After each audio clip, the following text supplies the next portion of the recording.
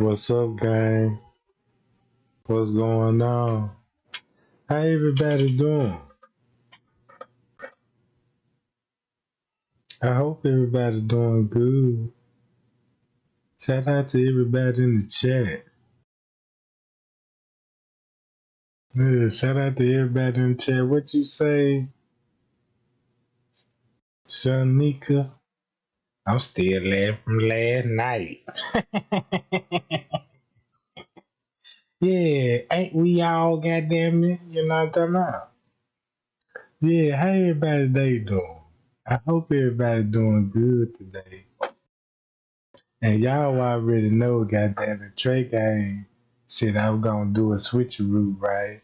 And we gonna talk about Africa gift to America.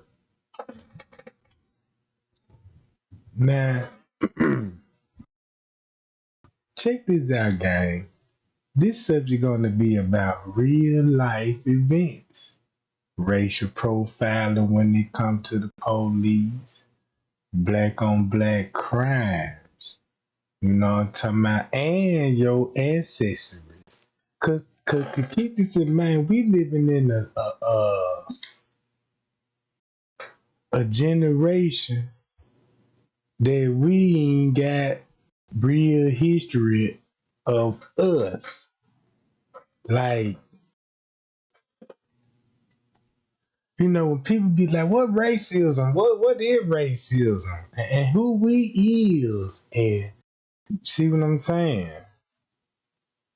Now look, y'all familiar with a book called an author called J.A. Rogers?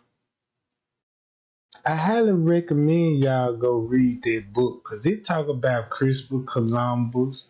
It talk about world history.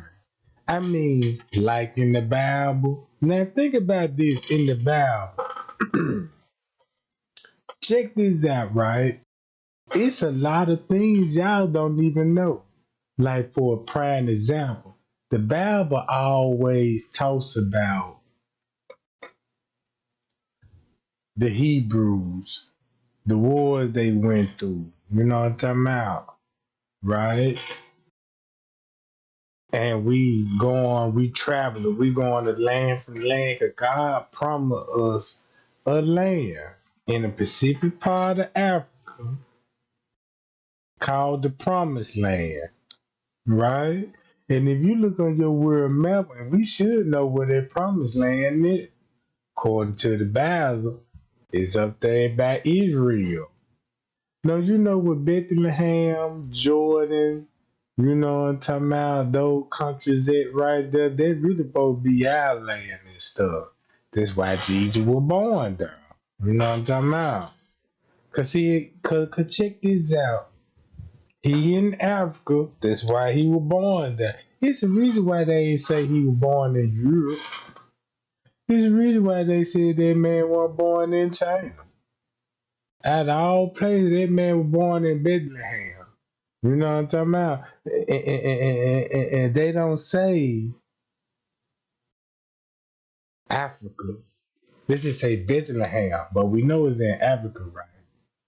They just say like when the Bible first started out, when Lot and them, Moses and them, you know what I'm saying, Noah and them, all them folk, all that originated in Africa. Kush, all these, you know what I'm talking about? Yeah, I just wanna you know what I'm talking about, share a little news with y'all, you know what I'm talking about. Yeah, let's go to my live cam, right? And look, and this a book, once you read it, you ain't gonna put it down. You ain't gonna put it down.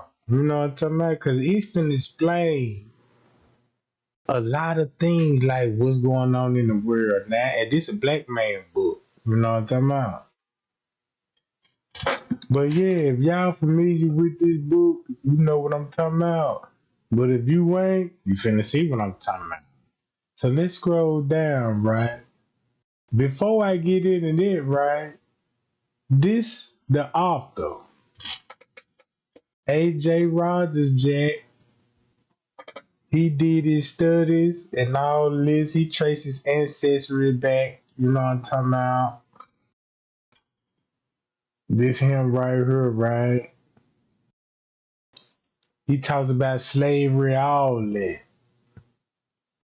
And I noticed something about him. They don't even, they don't even, they don't even show this man work, cause all the truth that's in this joint, cause these are the books he done, wrote. World Great Men of Color, Volume 1 and 2.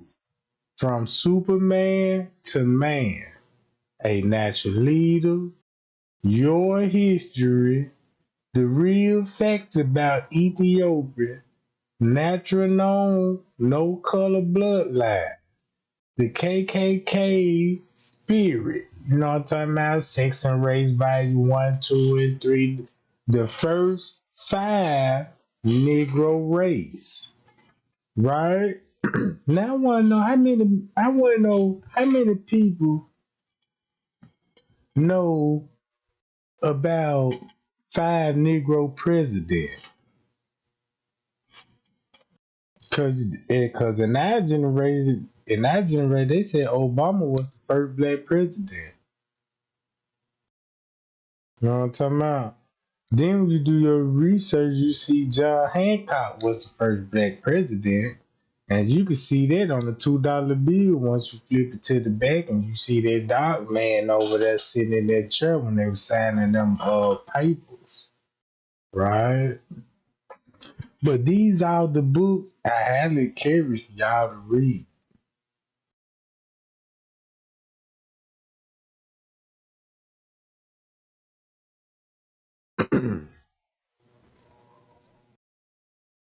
Check this out, gang. This this is an introduction. For 300 years, the Negro in America have been told he's a nobody. Sound familiar?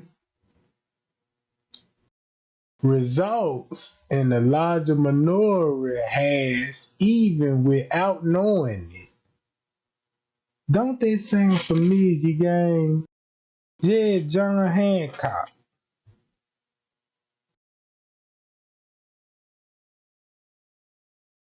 Yeah, I read the chat. Yeah, John Hancock. Y'all remember what they said? He supposed to be the first black president on the $2 bill and all this. But look how many people that had African in them. That one dry rule, they were president. That's probably why they don't show y'all all those photos.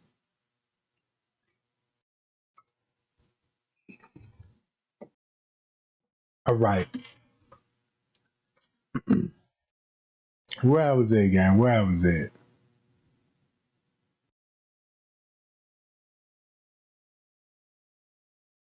Hold on. All right. Here I go.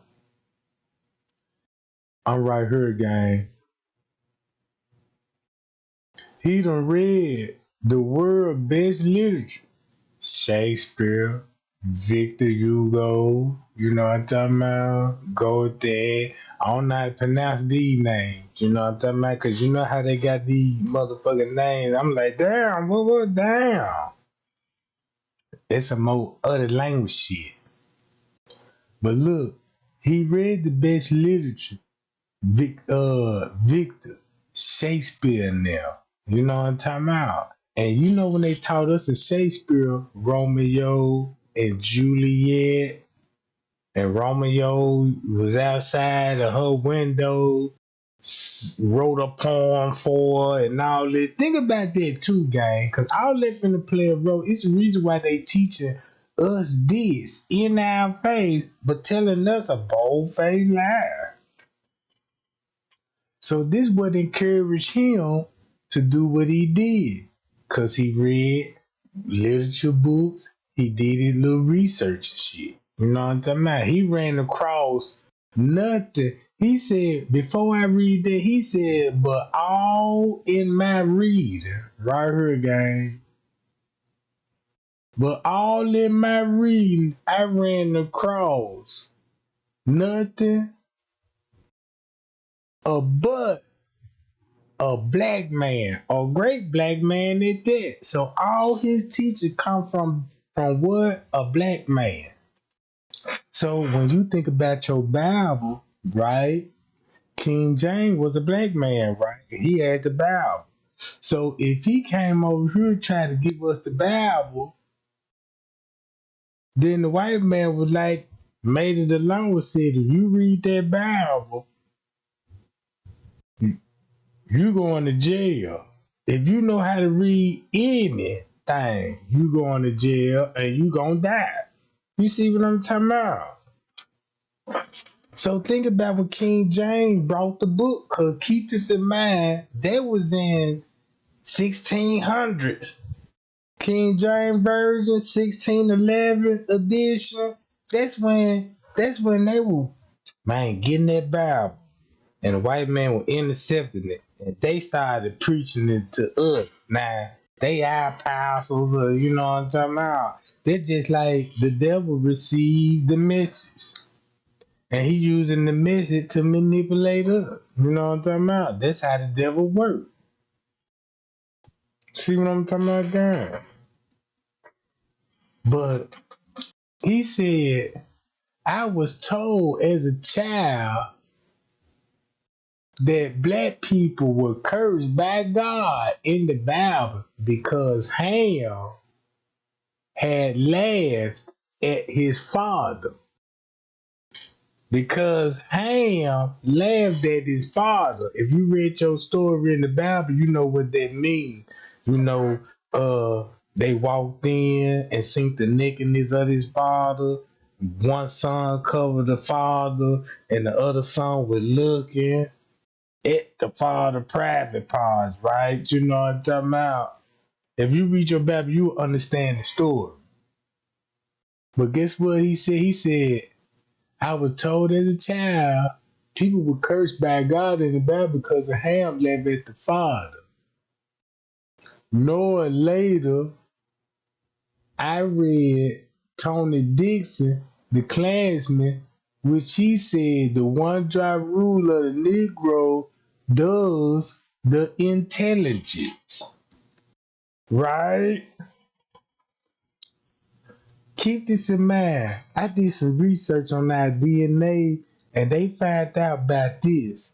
Black people is more highly educated. I ain't trying to sound racist, but this documented, this the science study. I'm just referring to what I read through the documents. You know, I'm talking about what the scientists said. That's why they want to take blood samples and everything when you go to the doctor because they really tracing your roots back on the low. So look, in the DNA, they discovered it's a gene in the body which show how intelligent you will, how smarter, your IQ. They know we so smart. That's why they said, well, we gonna have to take their knowledge and teach it to them and dumb it down. You see what I'm saying? So that's why they always put us on TV looking all ignorant on Hollywood, bouncing around and doing this old heebity jab shit, dressing up like females, you know what I'm talking about? All these fucked up characters when they come to Hollywood, right? Think about Hollywood and all those fucked up ass characters they got on that job. He said the one drive rule does the intelligence and makes one hopeless. Hopeless. So that means if you interbreed, what the white man said, if you populate with these Negroes, he gonna dumb you down. He gonna end. You know what I'm talking about? Oh yeah, y'all need to do some research on that DNA because I ain't got my DNA. Know what I'm talking about? Man, look, don't you know I got European in me?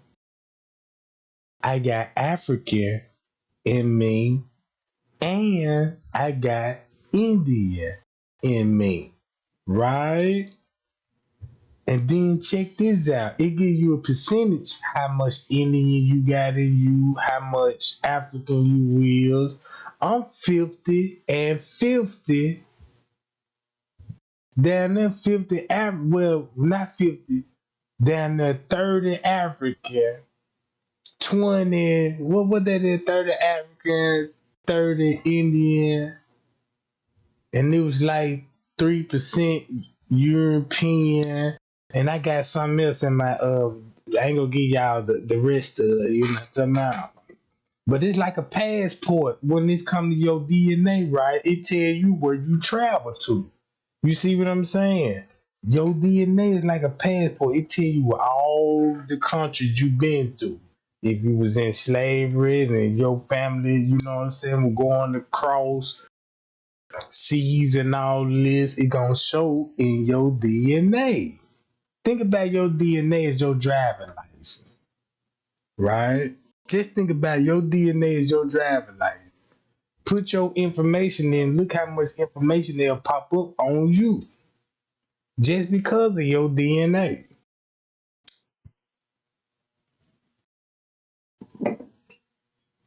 So look, check this out, right? While he was doing the research, he discovered that everything, knowledge, alphabets, numbers, math, all this shit came from a black man. It's documented in the paperwork. Even the Bible said Jesus was a black man, right? So check this out, right? So look, they talking about if you breathe with her, it'll make you hopeless. Of course, that includes me, my race. Has more than one dry root, and I know it is a closer lie. But I knew no great Negro, so I began my research. All right.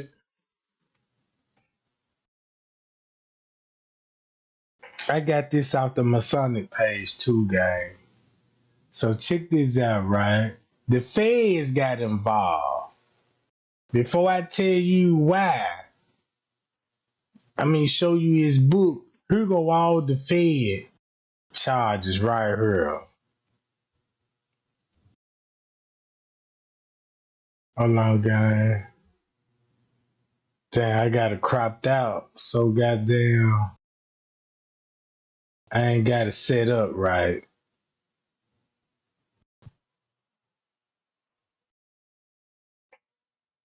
Hold on, where I was at.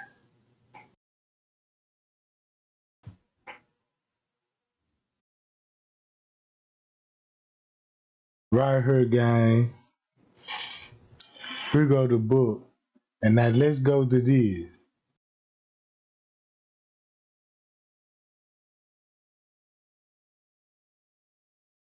These are the contents. Y'all can check them out later on. Y'all can do y'all own research on these.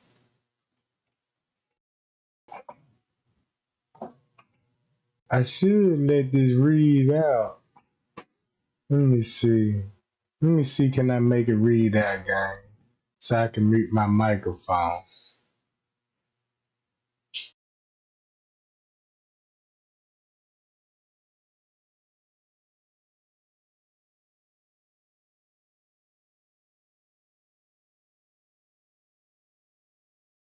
No, I don't think they gonna let me do that job. But alright. Now check this out, gang. I gonna have to read this and narrate this shit. Cause look, he got books that he done read all the way back to King Tut when they were building pyramids, when they was invented the alphabets, the numbers, the periods, the dots, the commas, you know what I'm talking about, and stuff like this. So let me read a little bit. The history of man on this planet, right? You know what I'm talking about. Hold on. No, I don't want. Nah, this ain't it. I gotta go down to the next chapter. Hold on. Matter of fact, let me see.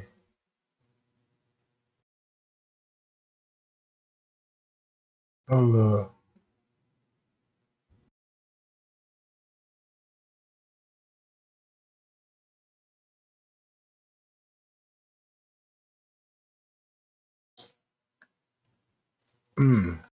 I guess they won't let me do it. Then they won't let me do it on live.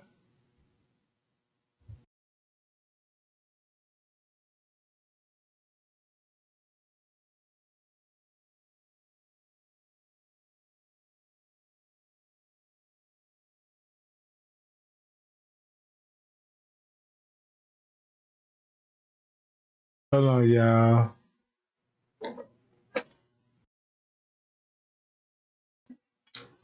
All right, I'm back. All right. The title of this book is Africa Gift to America. It can explain when Christopher Columbus came in the United States. Keep this in mind, Christopher Columbus is an Italian. Christopher Columbus is an Italian. And we know who he socialized with. Who? The Queen of England, right? That's another connection. So if Christopher Columbus is Italian, they're gonna explain why you got Italian mob running America. Cause keep this in mind, y'all really thinking like the white man this and the white man that. Yeah, they got their hands in it like a motherfucker. But the mob controlling everything. You see what I'm talking about? So that's the reason why you got a Christopher Columbus story. And you'll be fascinated who was on the boat with him when he came over here. And he talking about he discovered black folks and over here shit, he down there had some with him. You see what I'm saying? All right, look. Hold on, where I was at, right? Let me scroll down. Cause they just like the intro of the book. All right, at the top, it tells you why this book was written.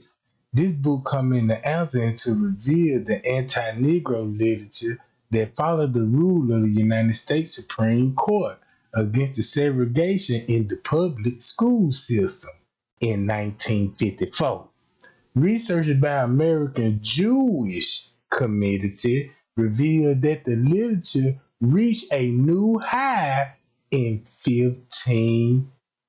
1958. New York Times published this shit January 21st, 1959.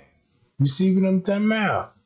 To the addition, there have been bombings of homes, churches, integrated schools. Y'all see this shit?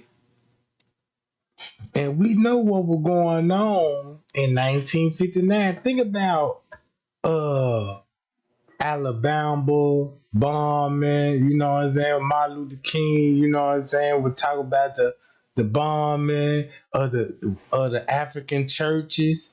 You see what I'm saying? Y'all must forgot about that part of the bombing when they were bombing them churches. It was just a mass shooting of the dealing dudes shooting up black people in their churches. But that's new in this generation. You see what I'm saying? But once you dig in, it's been going on. Cause check this out, right? Where I was at,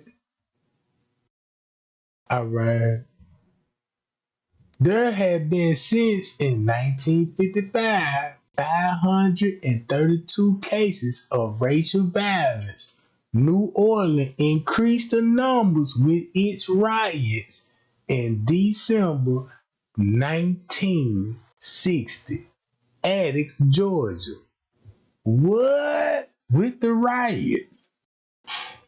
So now look, think about in that lifetime span, like that's when your mama or your grandmama was coming up.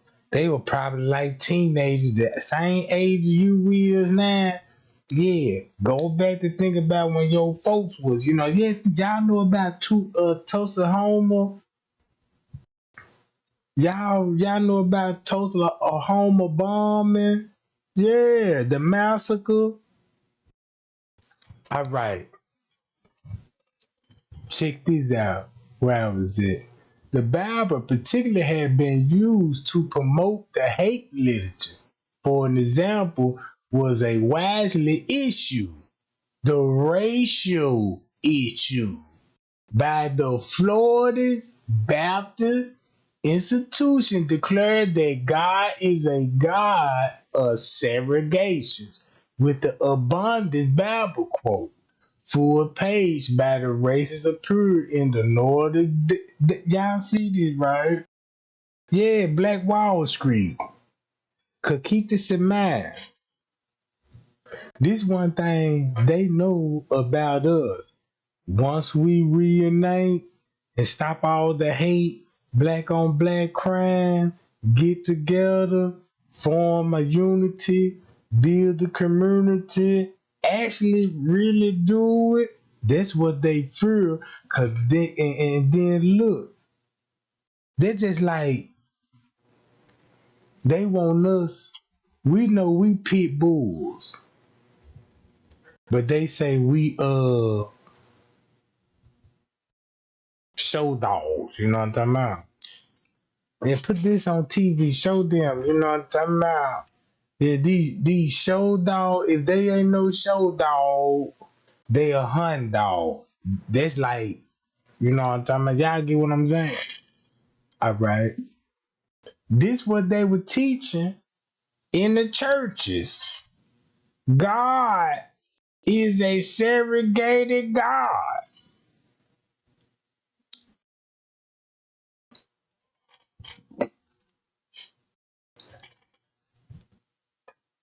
Cause look, keep this in mind. This what they were teaching to your mama and your grandmama if they went to church. Cause look, yeah, the master. Remember Rosewood? Remember Rosewood?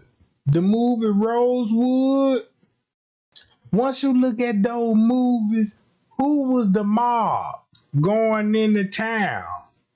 The white boys with sticks and billy clubs and 12 gauges. The movie showed you that. They was the police. They were just in plain clothes. You know what I'm talking about? Y'all seen all the movies. When it comes to Emmett Till, look how this man done came in the neighborhood. Bring that boy out of here. Snatch him out. Took him. And the police know what's going on. You see what I'm saying? We still living in this shit today. So look. So if they were teaching God was a segregated God back in those days, why the sermon ain't still being preached? If it's God's word, they just show you how we finna dig into the manipulation of man word. Not the Bible, but man word.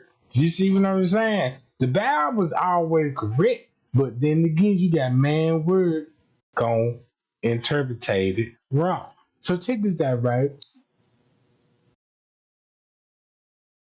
Where I need to read? Let me see where I need to go. Okay, I read that right here, right?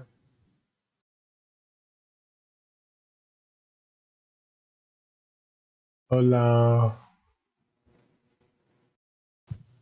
I read this, yeah. I'm trying to get. Oh, here we go. Look, this is where I need to be at right here, right? So let's go back to that time frame. This when King James. Remember you got the King James version. the 1611 edition. They say that's the most authentic Bible. We know King James Version is a black man, but we know we got paintings of him as a white man, just like Jesus. Even they got a painting of a white Moses, but particular they agree that Moses was a black man. And you'll see a lot of pictures that Moses would be black because they know what Moses taught the white man in Conquer Mountain. Get up off your knees and walking on the old foes. And stop eating your meat raw. You gotta cook it.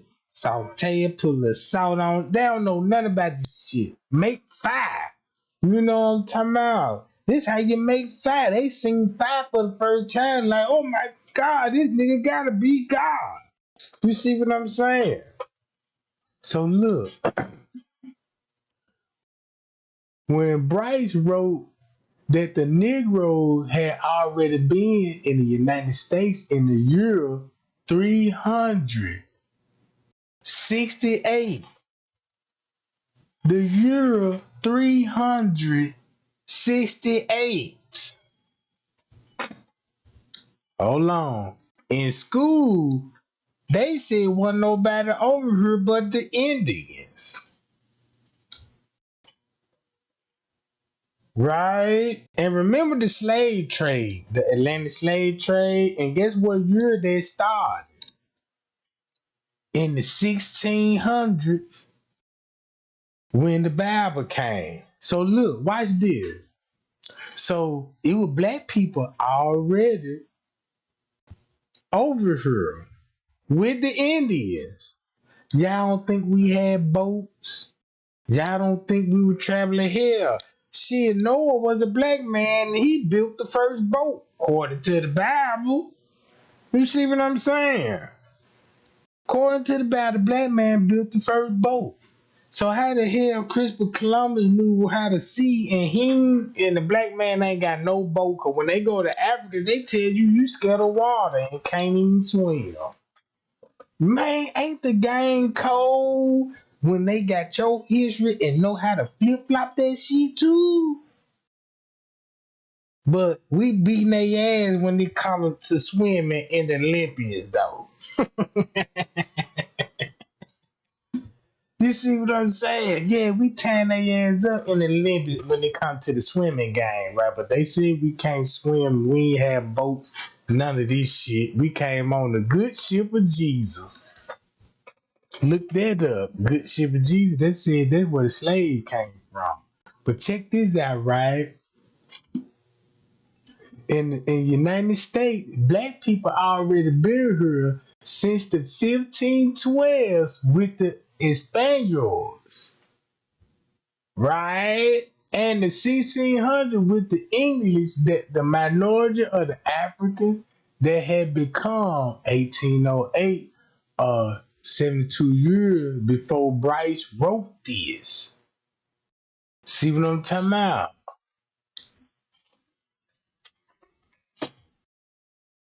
Check this out, gang. Y'all remember Beauty and the Beast? Y'all remember Beauty and the Beast? Don't y'all remember they taught you about the king and the princess? But when they taught it to you, they gave you a Barbie doll, a Barbie, and Ken.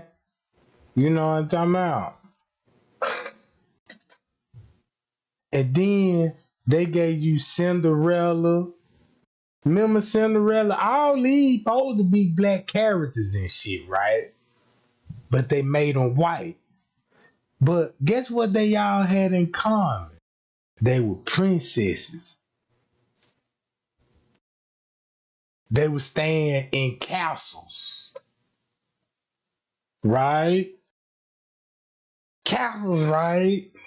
You got these people telling you about castles, and they got the lion, he the beast, and you got the princess. You know what I'm talking about? Look at the Lion King. That too. So check this out.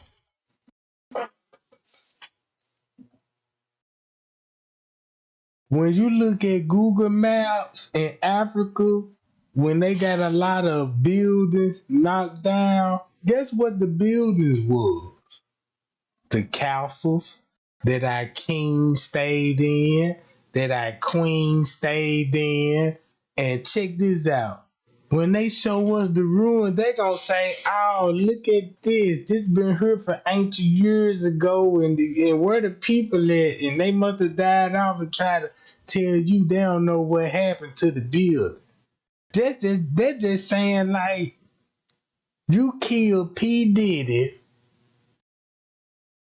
go in this house, take all his expensive gold chain, his expensive furniture, his expensive silverware, paintings on the walls, sculptures, statues. You taking all that. Once you rob the house, now you gotta knock it down.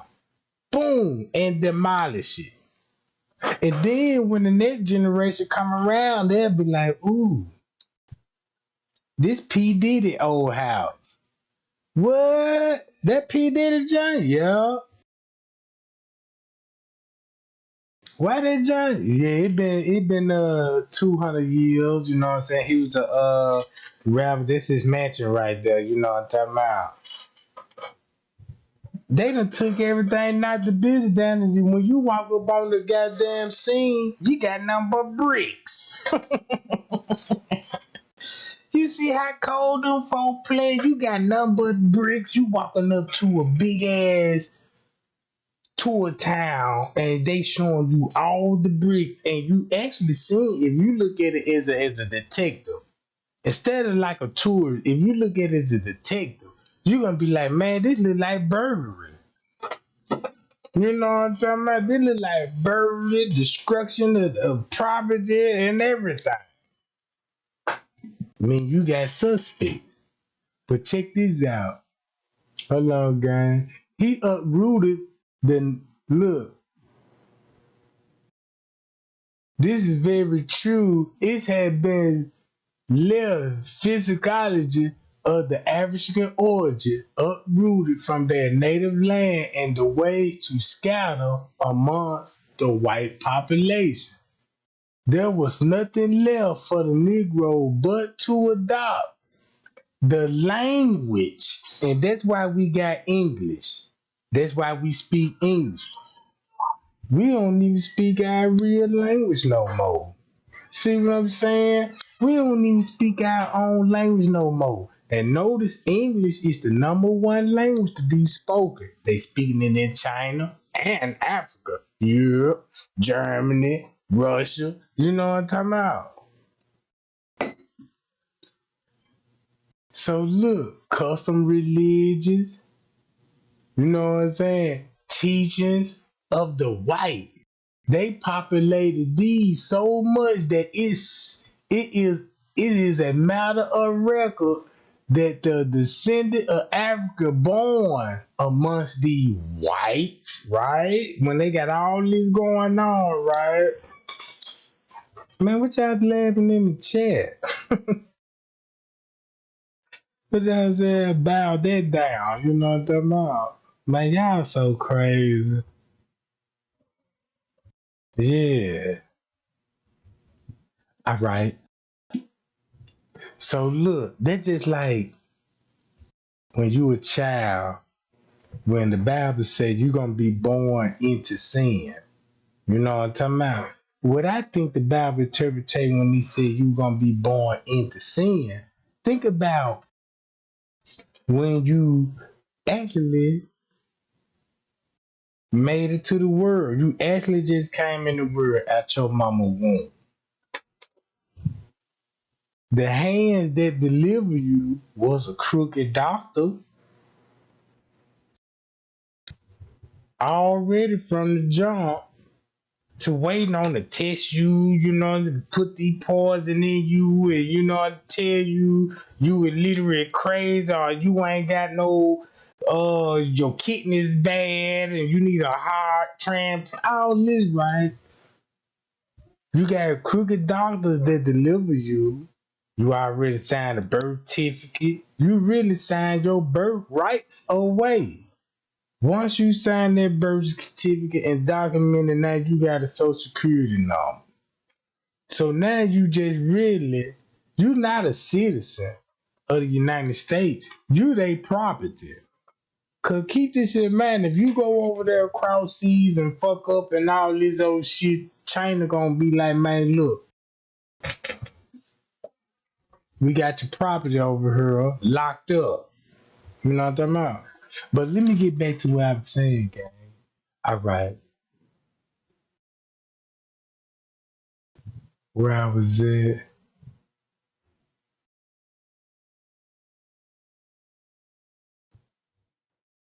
Let me see.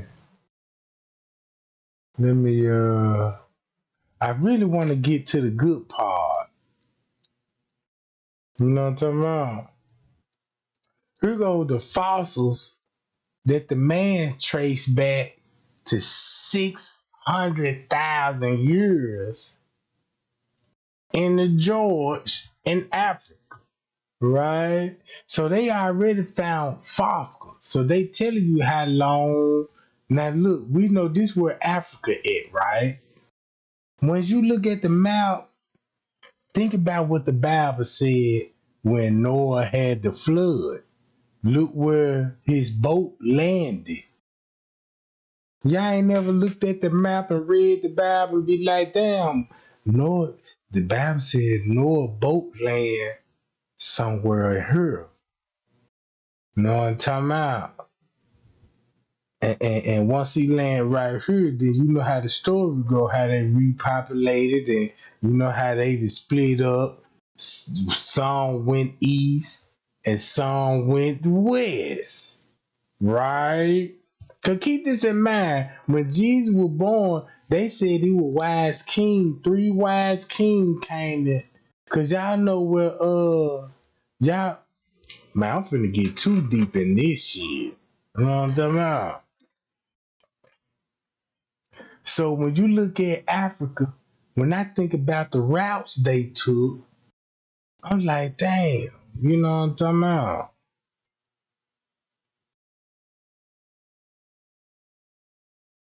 So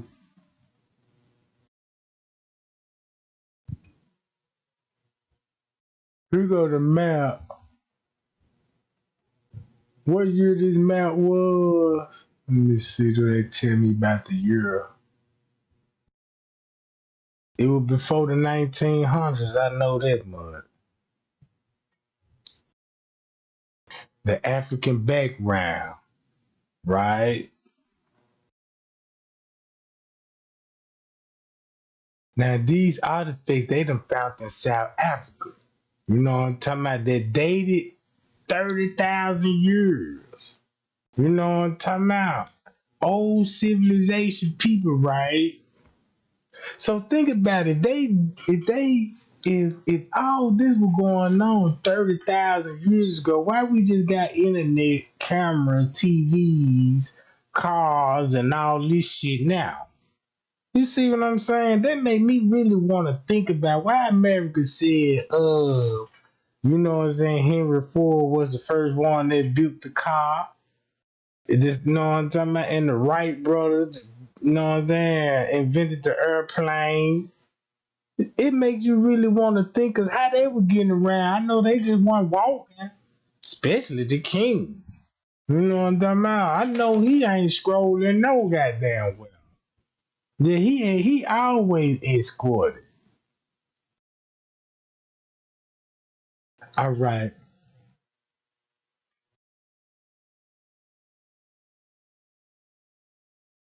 He who drunk of the waters of Africa will drink again. That sound good to me. That sound good to me. You know what I'm talking about?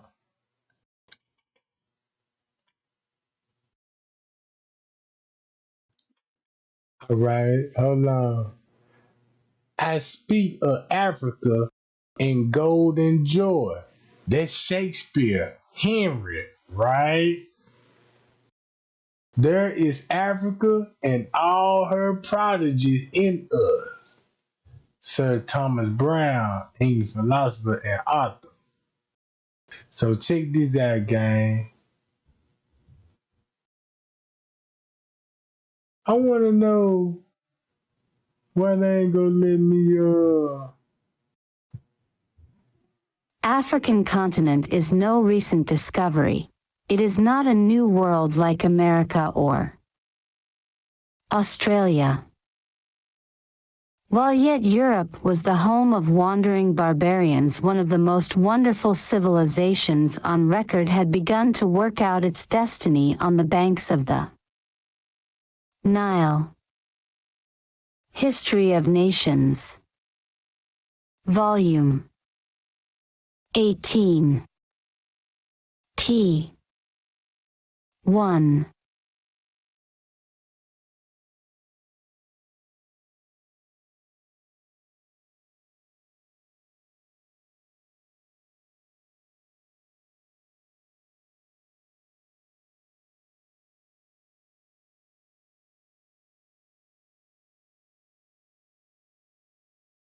And this civilization was Negroid. For this we have the word of Herodotus, 484 to 425 BC, who traveled in Egypt and saw the Egyptians of his day. In Book 2, Chapter 57, he says they were black, and in Book 2, Chapter 104, they were black and woolly-haired. The hair of the Ethiopian, he said, was very woolly. He adds that in other parts of the Near East he visited he saw other nations with the same racial characteristics as the Egyptians. Now y'all heard it? Check this out about that.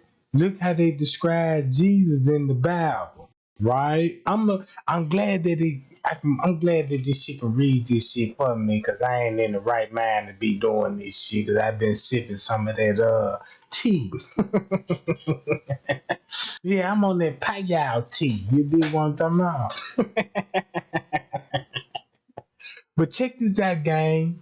Listen to this. And this civilization was Negroid.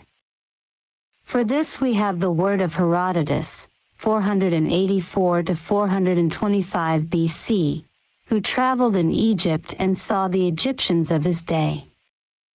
In Book 2, Chapter 57, he says they were black, and in Book 2, Chapter 104, they were black and woolly-haired.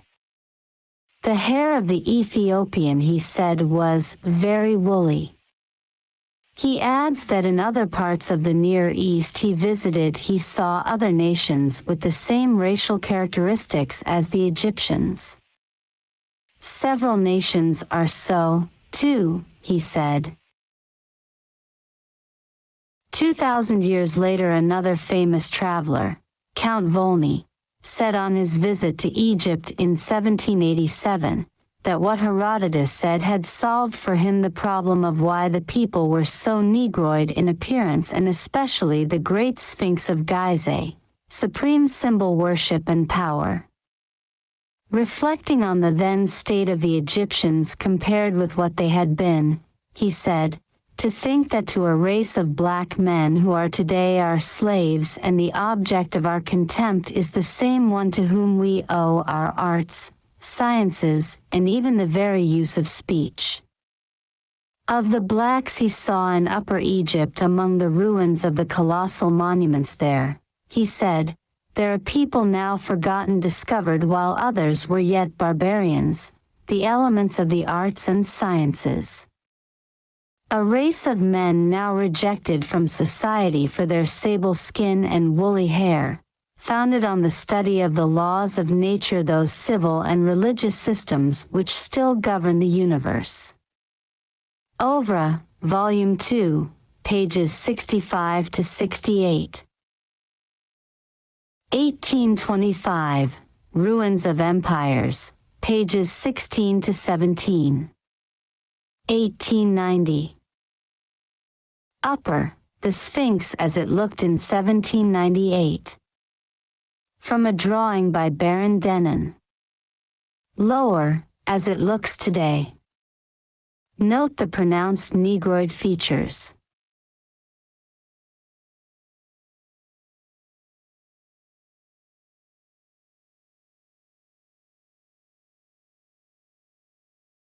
Now look, this where you finna get real history from. Now y'all see these, look at this statue, right?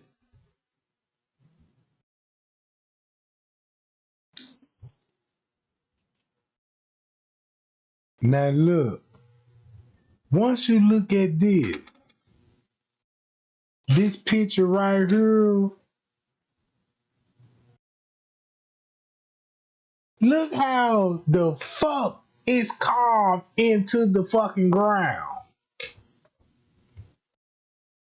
I mean,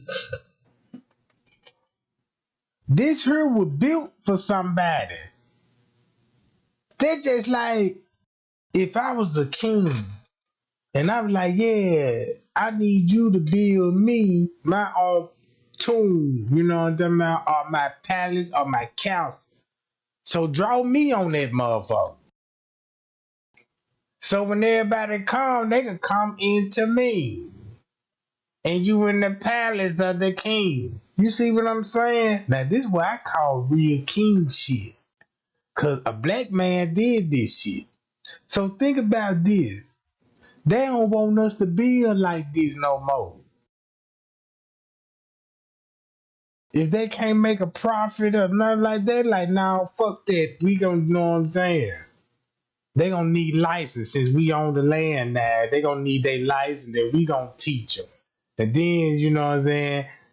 You get what I'm saying, gang? So check this out. Features. Two other famous European scholars of that time who saw the Sphinx, Baron Denon and Gustave Flaubert, were of the same opinion. Denon, who made a sketch of it in 1798, said, "The character is African, the lips are thick." Art must have been at a high pitch when this monument was executed. Travels in Upper and Lower Egypt, Volume 1, page 140, 1803. Flaubert said, 1849, "It is certainly Ethiopian. The lips are thick." Notes to Voyage, page 115, 1910.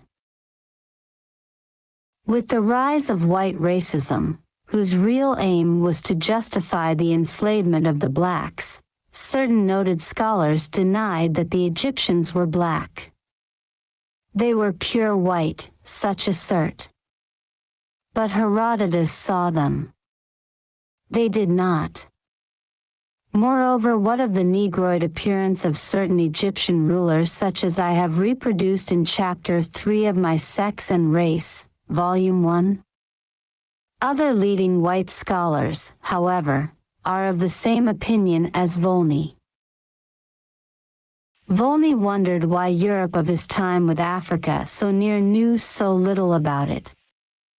The answer is that with the rise of European power chiefly after the earlier Caesars, Africa lessened in importance until it became a land of fable and legend. The blacks and mixed bloods of the northwest part of the continent had a resurgence in the 8th century when the Moors invaded Europe, but the rest remained unknown and almost forgotten. This was true even of Egypt, which had the only remaining one of the 7 wonders of the world. For instance, the Temple of Amen, most colossal structure of its kind ever built, together with the adjoining buildings it surpassed in grandeur the Acropolis of Athens and the Foro Romano, but was so buried by centuries of wind-blown sand that villagers lived in huts on the top of it entirely oblivious of the architectural marvels beneath their feet. As for the Sphinx, all that was seen of its 194 feet length and its 66 feet height was the head, and that was being cut off by the action of the sand. Interest in Egypt was not revived until its invasion by Napoleon in 1798. As for the other buried and decayed civilizations further south as Meroe, Aksum, Gita, Zimbabwe, Dlodlo and Rhodesia, they were forgotten until our own times. More are being unearthed even now. As late as Stanley's time, what was said of Africa was mostly wild imagination. It sounded very much like what the most ancient travelers said of parts of Europe and Asia they visited. Thomas Jefferson actually believed that in Africa the orangutan preferred the black woman to his own species. Long after Columbus, the legend of Prester John of Ethiopia, mightiest monarch on earth, persisted. His realm was said to extend to India as well as the Middle East. He surpassed in riches all other potentates, and no less than 60 kings were his vassals. Maps of Columbus' time and much later showed Ethiopia extending as far south as the Dominion of South Africa. The South Atlantic, the unknown sea over which Columbus sailed to reach the New World, was known as the Ethiopian Ocean. The Persian Gulf was first known as the Ethiopian Sea. Arabia was then a part of Ethiopia. Did y'all just hear that? Did y'all just hear that? And I just showed y'all the map, right? And I just showed y'all the map. Man, that's a big ass goddamn receipt. Cause keep this in mind. Guess how they describe the Ethiopia? Guess where the knowledge comes from? Ethiopia. Ethiopia is not far from Egypt, right? Ethiopia is not far from Egypt. This where Moses was at. According to the Bible, when they were building this shit, Moses was here, goddammit. Telling the Pharaoh, let my people go. You see what I'm saying? And that's why they said Moses killed them and buried the man in the sand. Man, this some cold shit, ain't it, gang? This good knowledge. Cause they need to teach this. Cause this what people, when you go to school, this what they supposed to teach in elementary, middle school, and high school. This type of history. Instead of talking about some goddamn George Washington then chop the cherry tree down. You know what I'm talking about? I was like, what that all about? Chop the cherry tree down. That sounds like some satanic quote going on. What they know what this shit means. You see what I'm talking about? See what I'm saying, gang? So look, watch this, gang. Play this shit some more. Ethiopia. As for West Africa, Songhai with its capital, Timbuktu, which flourished in 1500 AD, and was more advanced than most countries of Western Europe, was known only to rare scholars. Other civilizations as the Mandingo Empire, Yoruba, and Ifa were totally forgotten. Ghana, one of the greatest, had its name corrupted to Guinea. Then the world's richest producer of gold, its name was given to England's largest gold coin, the guinea. All that part of Africa came to be known as the Slave Coast. Y'all read in the Bible or heard the stories in the Bible when they said you go to the promised land and they gon' and that land you will find gold, silvers, rubies, and stuff like they got a story like that in the Bible, right? This where you will find the land that where it's gold and silver. So think about where Africa got the blood diamond. chopping off African arms, hands, and everything. They get caught stealing the diamond. You remember the blood diamonds? So if they was explaining that in the book of Genesis, right? They still over there scavenging for more diamonds. So that means they found the gold mine. They found the gold. They found the diamonds. Look who's selling them. If you want to know who the thief is, guess who's selling this shit?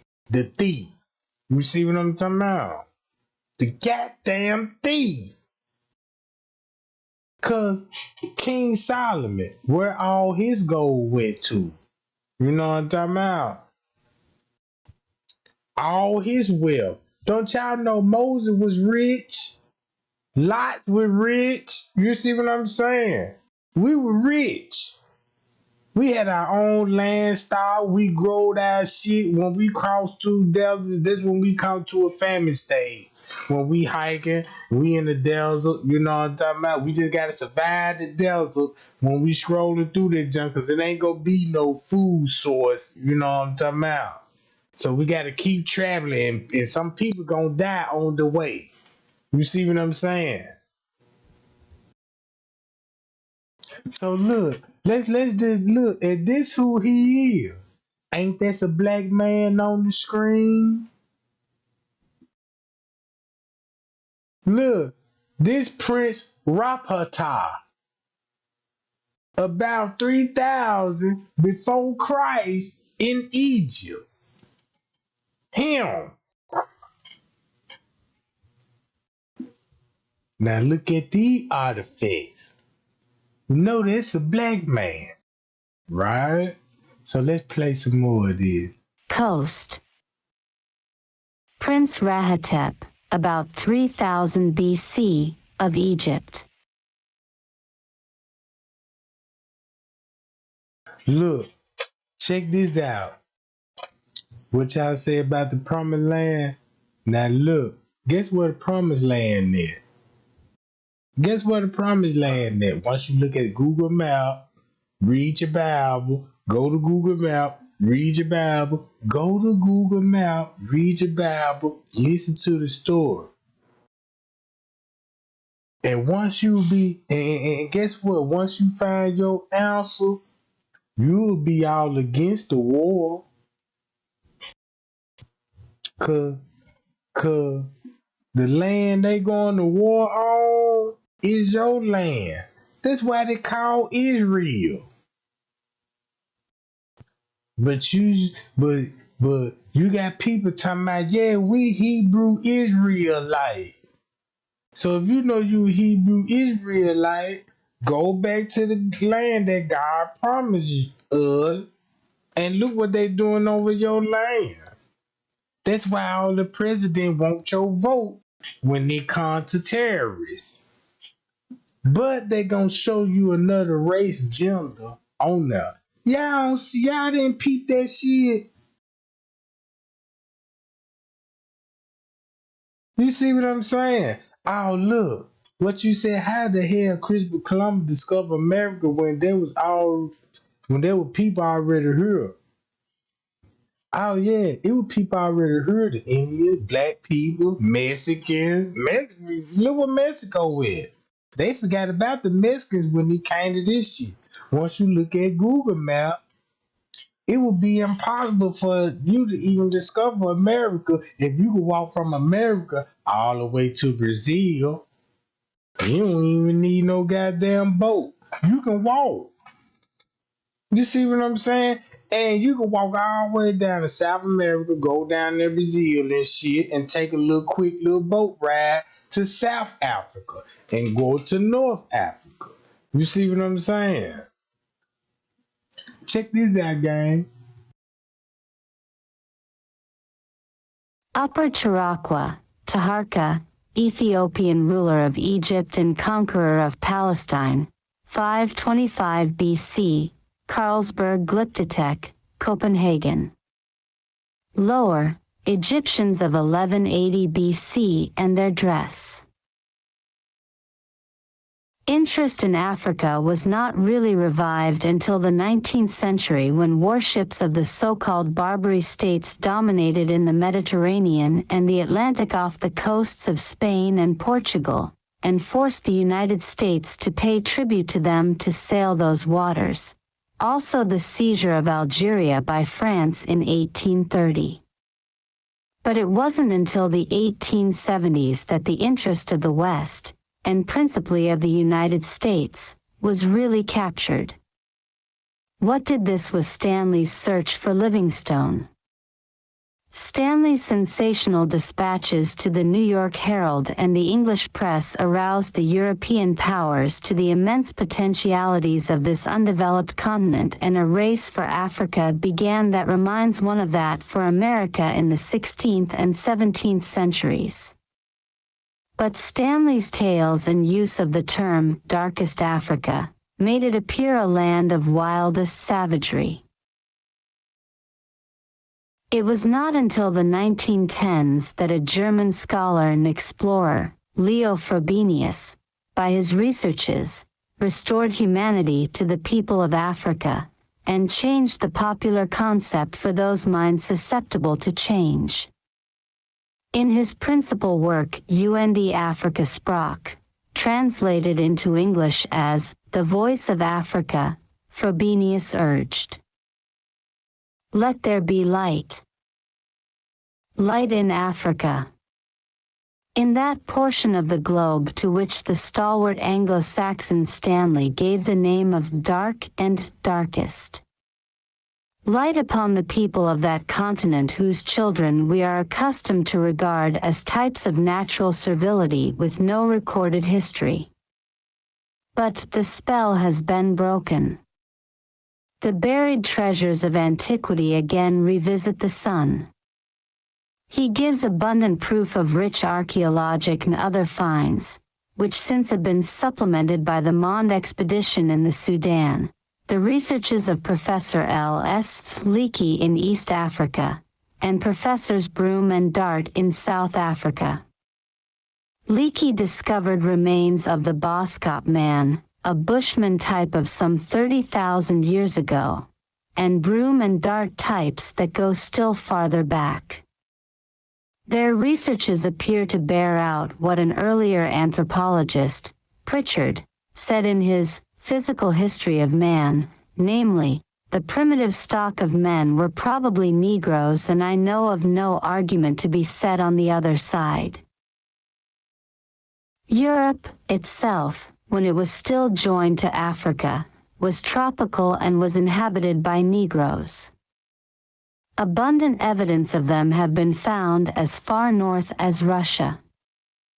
I have given in my other books, principally the first volume of Sex and Race, what leading archaeologists have said on this together with pictures of their finds. As regards the title, Africa's Gift to America, it is fitting to recall, also, that Africa played a role, perhaps the chief role in the earliest development of America, a period that antedates Columbus by many centuries, namely Aztec, Maya and Inca civilizations. About 500 AD or earlier, Africans sailed over to America and continued to do so until the time of Columbus. This does not call for any particular stretch of the imagination. Africa is only 1,600 miles distant from South America, with islands in between, among them St. Paul and Fernando Noronha. This also wasn't as great a feat as that of the Polynesians, also a Negroid people, who crossed the Pacific to Easter Island, off the coast of Chile. Most United States archaeologists will deny that Negroes could possibly have been here before Columbus, even though figures with pronounced Negro features appear on the most ancient American monuments. They say that the American Indian is of Mongolian stock, having come by way of the Bering Strait. This might be true of the North American Indians, but it certainly is not of those that lived below the Rio Grande. If we say that the Negro wasn't here before Columbus, why the typically Negro faces on the monuments? Deny that they were here, and the only explanation left is that the American artist before Columbus dreamed up those features. Yes, one must either deny it or be forced to make an explanation as ridiculous as that made by Ignatius Donnelly in his book, Atlantis, published in 1882. Donnelly's theory was that the New World was peopled from the western part of the Old, and in proof gives pictures of Negroes on the ancient monuments. He calls these idols. But to square with the doctrine of Negro inferiority, he says that these blacks were slaves brought from Africa, since Negroes are not a seagoing race. If the blacks were idols, the only conclusion left is that ancient Americans worshipped their slaves. Mamluk and his children, from a drawing by Baron Denon. The Mamelukes were the rulers of Egypt at Napoleon's invasion in 1798. Note Negroid features of the children. However, most South and Central American archaeologists do agree the Negroes were here before Columbus. I have given in two of my earlier books quotations from these Latin American scholars and will repeat some of them. C. Marquez says, the Negro type is seen in the most ancient Mexican sculpture.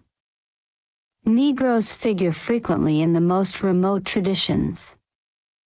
Riva Palacio, Mexican historian, says, it is indisputable that in very ancient times the Negro race occupied our territory, Mexico, when the two continents were joined. The Mexicans recall a Negro god, Ixtilton, which means blackface. Colonel Bragheim says in The Shadow of Atlantis that he saw in Ecuador a statuette of a Negro that is at least 20,000 years old. Hitherto the ethnologists imagined that Negroes appeared in the New World only during our own epoch as slaves. Some statues of the Indian gods in Central America possess typical Negro features. N. Leon says, the almost extinction of the original Negroes during the time of the Spanish conquest and the memories of them in the most ancient traditions induce us to believe that the Negroes were the first inhabitants of Mexico. As late as 1650, the South Atlantic was called the Ethiopic, or Ethiopian Ocean, and most of Africa as far as South Africa was called Ethiopia. Columbus in his third voyage tells of seeing Negroes, and when Balboa discovered the Pacific Ocean in 1513, he found Negroes in Panama.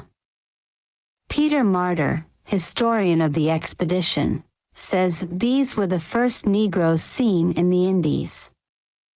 Balboa found them at war with the Indians and thought they had sailed over from Ethiopia. A notable exception to the United States archaeologists and their denial that Negroes were here before Columbus was the late Leo Wiener, professor of philology at Harvard University. In his 3-volume work Africa and the Discovery of America, he gives abundant proof that they were.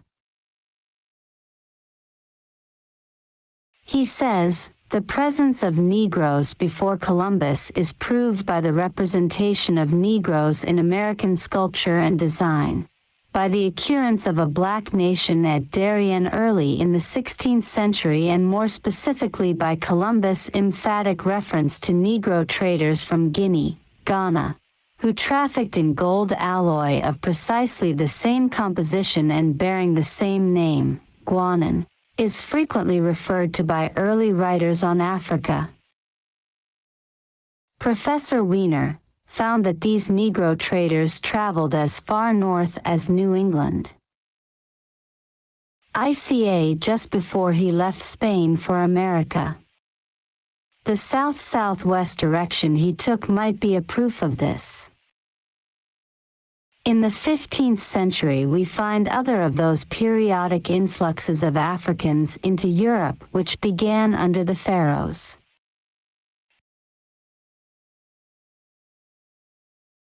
Now, y'all just heard that mention of the pharaohs. When you read the Bible, notice when they come to the title, when they come to Pharaoh, they don't really give you the name of who they actually Pharaoh is. You see what I'm saying? But they'll mention, you know what I'm saying, other kings. But in certain parts of the Bible, they don't mention. When they mention some of the Pharaoh, they'll mention them by the names. It's a reason for that, gang. Cause look, I truly believe the Bible is a message for us. The Bible, when you read the Bible, from my understanding, what I got from the Bible, it's my basically blueprint. When I leave the earth, it teach me go to war with your enemies. Protect yourself at all times. You is smart. I gave you the skills to slang a hammer to a nail. You invented the wheel. Check this out. Who invented the wheel? Right? They don't show you just who just really invented the wheel. It's a lot of history. Cause keep this in mind. They was already, you know what I'm talking about, had characters. Characters. Like what you see on the Wild Wild West Western Channel. If you got white cowboys in the character with the horse, get them up. How the fuck you think we travel? With our possession. Cause we took everything with us. Bring the donkeys, the goddamn the horses, all the animals, they traveling with us. So when you think about it like that, somebody knew was like, damn, they travel the way they bring all their livestock with them, their kids, their families. You got your friends, which they riding with you. You got the whole community. They just imagine you got the whole neighborhood with you. This your whole family tree, right? This your whole family tree, and you traveling. Going to the look at all the shit that Moses went through. You know what I'm talking about? When the Bible's playing, do y'all think y'all know what the real reason why Moses didn't make it to the promised land? Real talk, y'all want to know why Moses really didn't make it to the promised land? He died before he got there, right? So think about this. Just think about it like this. Just say if Malcolm X was giving out a message and was finna tell on the devil, they assassinated him. So once you look at it like that, think about Moses. Then you will understand what I'm saying. Cause now you finna be like, wait a minute, I don't know nothing about this Tregang, cause I ain't heard this what my pastor told me. That's the problem. They call me cheap clothing. You know what I'm saying? To keep you in the dark. That's why God say, search for yourself, pray to me that I give you the understanding and you will have faith what I told you in the Bible. Here we go. Right here. Be careful. You know what I'm saying? Anybody that take away and add to the Bible is gonna be what? I ain't got to repeat it. You heard what he said. Now check this out, right? Let's play a little more. Pharaohs. They came this time not as conquerors, like the Moors, but as slaves, principally in Portugal and Spain and as far north as England. The year is 1440 or 1442, 50 years before the discovery of the New World. Having proved so useful, it was inevitable that the Spaniards would bring them to the New World. In 1502 they are in the Caribbean.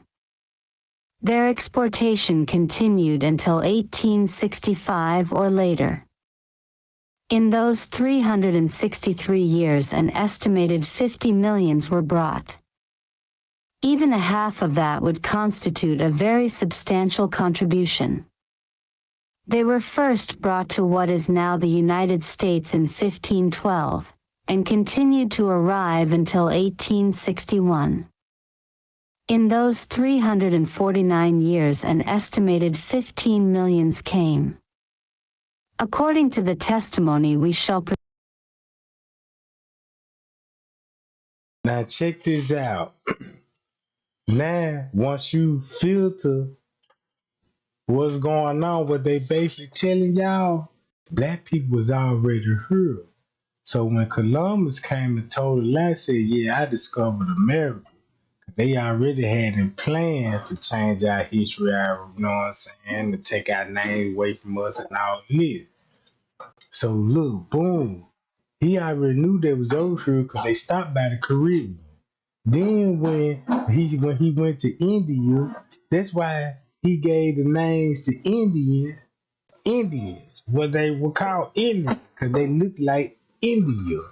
People from India, right? Because they had the long straight hair like the white man. You see what I'm saying? So check this out, right? That's why they said, yeah, they brought 15 million people over here. Like, it was just a transport.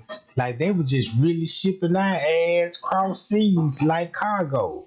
No. The reason why they had to say 15, because when Christopher Columbus came over there, it was a religion battle. Christopher Columbus told about the eclipse. Everybody know the eclipse. In our generation, we know the eclipse. That's when like the moon covered, the sun covered the moon, some shit, and it get dark, you know what I'm talking about? That's the eclipse. But at that time, they never experienced the eclipse. But Christopher Columbus had. So he destroyed their religion and told them folk, man, look, if you don't feed us, cause they were about to die. Cause they were starving, they ain't got nothing to eat, they don't even know how to take care of themselves on the land. So they were begging the Indians to feed them. Them like, nah, we don't go share our food with you. You see what I'm saying? So Christopher Columbus was like, well look, my God is better than your God. My God finna block out this whole, you know what I'm saying? This whole sky, and it's gonna be real dark. And so the Indians looking like, show us type shit. And it actually happened. The eclipse. And by him told the Indians that's how they destroyed their religion. Just because the ellipse story. You know what I'm talking about, guys? Now that's deep game. That's how that's where you get Thanksgiving from. You see what I'm saying? That's where you get Thanksgiving from. But let me play the video right quick. Present from many of the most prominent whites over those centuries, the United States could not possibly have been the nation it became without them. Elizabeth Lawson, in her study outline of some of the early accomplishments of the African peoples, names the following: rock painting, still preserved, rhythmic music, imaginative and poetic folklore. By the Bushmen of South Africa. Domestication of animals by the Hottentots of South Africa. Agriculture and a system of exchange using cattle, sheep, or goats as the medium of circulation. Now think about what Noah and them had. They had all their sheep, cattle, goats, and you know what I'm talking about, and all this, right? This they wealth. Back then, your wealth was like livestock, you know what I'm talking about, vegetables, you know what I'm saying, and all this. Cause you ain't had paper money, you know what I'm talking about? You would trade. This is like you might meet this tribe here, like they got silk. And you might want to trade, you know, probably a goat for that silk or that sheep for that silk, you know, for that piece of fabric. You know what I'm talking about? So I'm gonna just play the video. Circulation. By the Bantu of South Africa. Gold and silver mining, trade in precious stones, building construction, houses and fortifications, pottery, metalwork. By the peoples in the region of the Great Lakes. Agricultural system, law, literature, music, natural sciences, medicine, and schooling system. In the Kingdom of Songhai.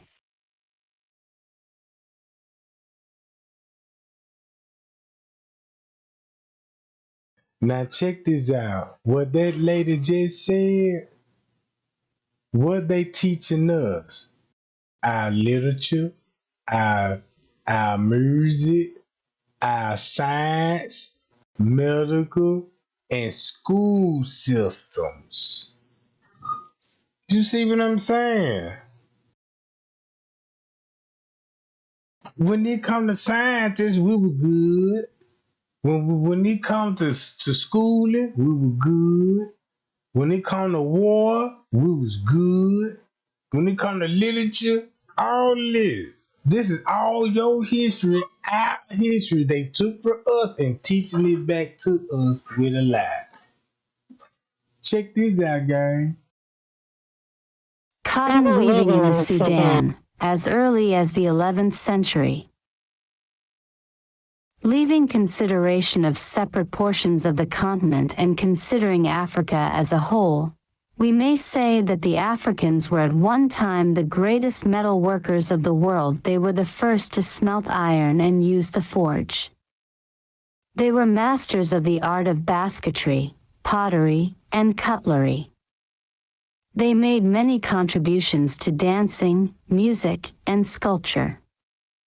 According to some authorities, the stimulus to Greek art came from Africa.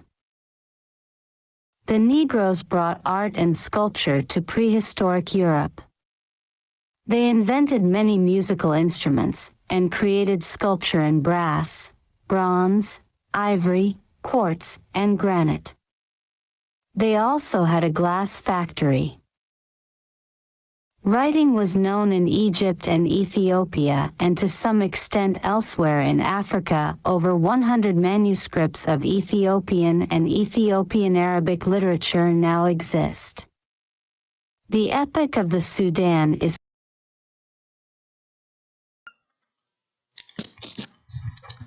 And what language Jesus spoke? What language did Jesus spoke? What language did Jesus spoke? When you think about Bethlehem, when he was born and all this, what language they was spoke? Look on Google Maps and see where he was born at, and look at that language. Payow, and look and go back and look at the language. What language Jesus spoke? Right? All right. Check this out. considered by scholars as one of the world's greatest classics.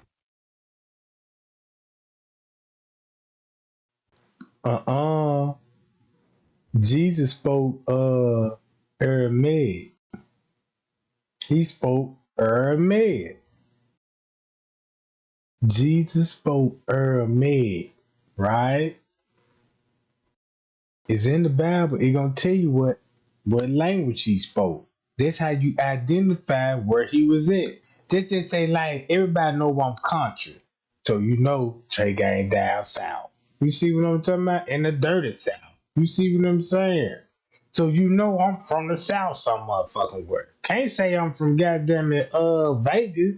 Can't say I'm from Alaska. Cause no, if once you know what language did I speak, this ain't like you know what hood a rapper come from. He gon' rip it. Yeah, I'm a New Orleans baby. You know how New Orleans talk with the same English language, but you know how New Orleans talk.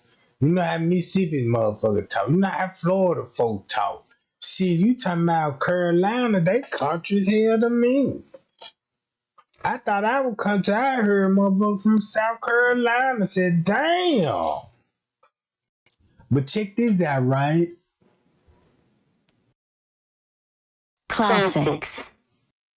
The Africans also had a rich folklore and store of proverbs, and such tales as the Uncle Remus stories have grown out of this folklore.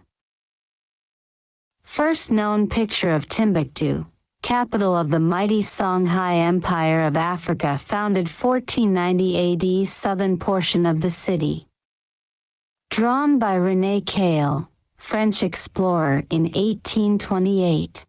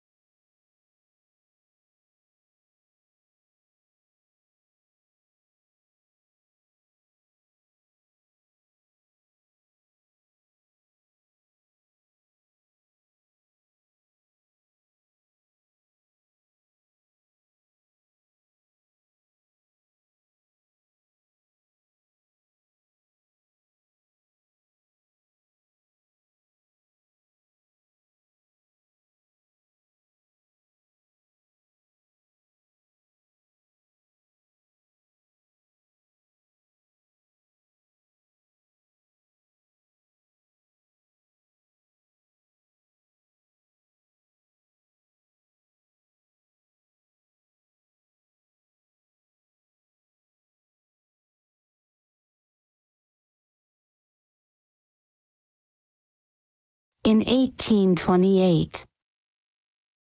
Probably the most lasting and most important of the discoveries of ancient Africa was the smelting of iron, which Africa taught the rest of the world.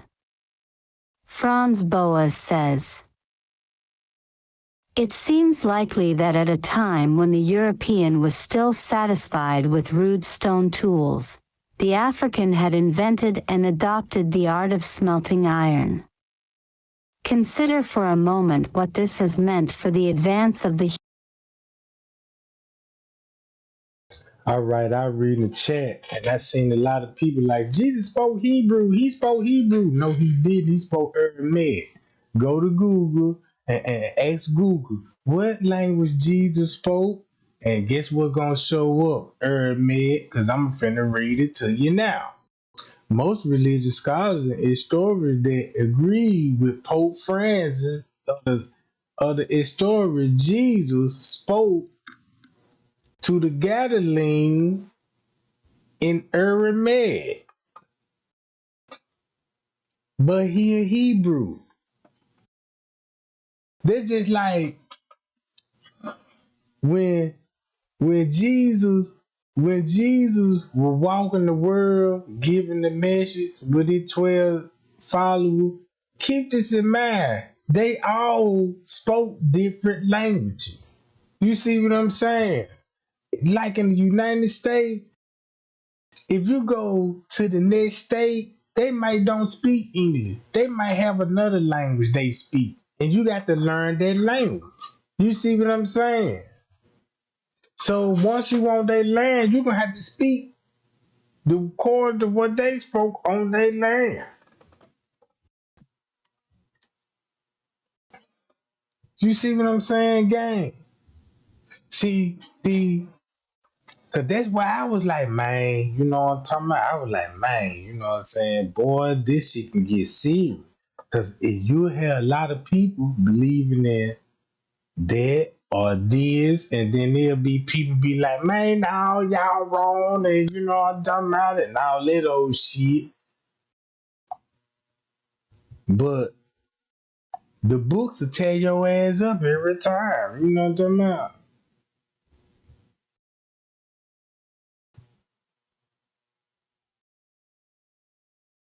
So look, check this out. Y'all want me to pull it up right quick? You can do it on your phone. You know what I'm talking about? Y'all can do it on y'all phone. Cause check this out, right? What language Moses spoke? What language Moses spoke? This what I found out about the Bible. Did you know that everybody they talk about the Bible like King Solomon, Moses, King David? Don't you know we all descendants and came from these people?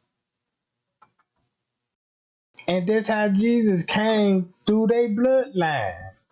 Through their bloodline. You see what I'm saying? For all those years, check this out, gang. Human race. As long as the hammer, knife, the saw, drill, spade, and hoe had to be chipped out of stone or had to be made of shell or hard wood, effective industry and work was not impossible, but difficult. A great progress was made when copper found in large nuggets was hammered out into tools and later on shaped by smelting, and when bronze was introduced. But the true advancement of industrial life did not begin until the hard iron was discovered. It seems not unlikely that the people who made the marvelous discovery of reducing iron ore by smelting were the African Negroes.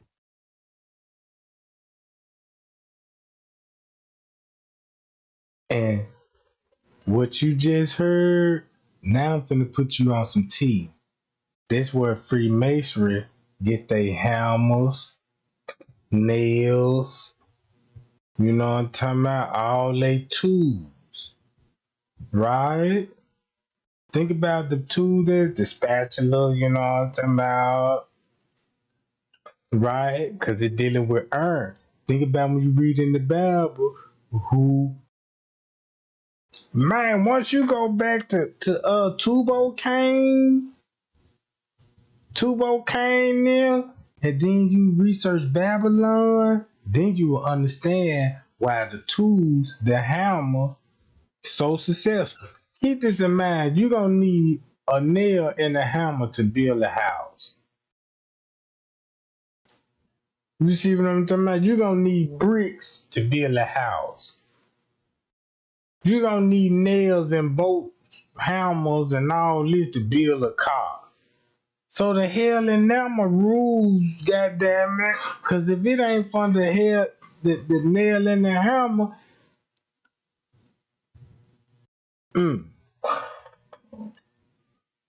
all right, check this out. Negroes. Neither ancient Europe nor Western Asia nor ancient China knew iron, and everything points to its introduction from Africa. The Great Mosque of Timbuktu as it appeared in 1828. Left, southern part of the Great Wall of Zimbabwe, Rhodesia, South Africa. Built about 2000 BC. Right, passage to the temple. Upper parallel passage of temple, Zimbabwe. A chamber of the mighty sun temple of Ammon at Meroe, ancient Ethiopia. Pyramids of Meroe, Ethiopian civilization of about 3000 BC. They are the tombs of kings. This region is now Sudan. Lower left, ruins of Dlo Dlo, one of 150 ancient buried cities of South Africa. Built about 500 BC. Loanga, capital of the Kingdom of Loanga, in the region of the Congo, West Africa, from my drawing made about 1650. This city was built before the coming of the white man. Ruins of southern Sudan, from Architecture der Stadt de Sudan, Tafel 98. About 400 years old. Translation of the above in part, the Great King, Monomatapa. Very powerful and rich in gold. Several kings are tributary to him. His territory comprises Lower Ethiopia. His empire is very large and has a circuit of 2,400 miles. His court is at Zimbabwe, Zimbabwe. There are women in his guard. He has a great number of them in his army which give great help to the men. He also has a great number of elephants. His subjects are black, brave and swift runners, and he has very fast horses. Idolaters, sorcerers, adulterers, and thieves are severely punished. Massive head of Negro god from Mexico. Carved about 500 AD. Another of the 5 gigantic heads of Olmec deities. Weighed about 5 tons. From full-size reproduction in the American Museum of Natural History, New York. Negroes in America before Columbus, upper left, head of God from Tenochtitlan, Mexico. Right, figure found in ancient Indian grave in Connecticut.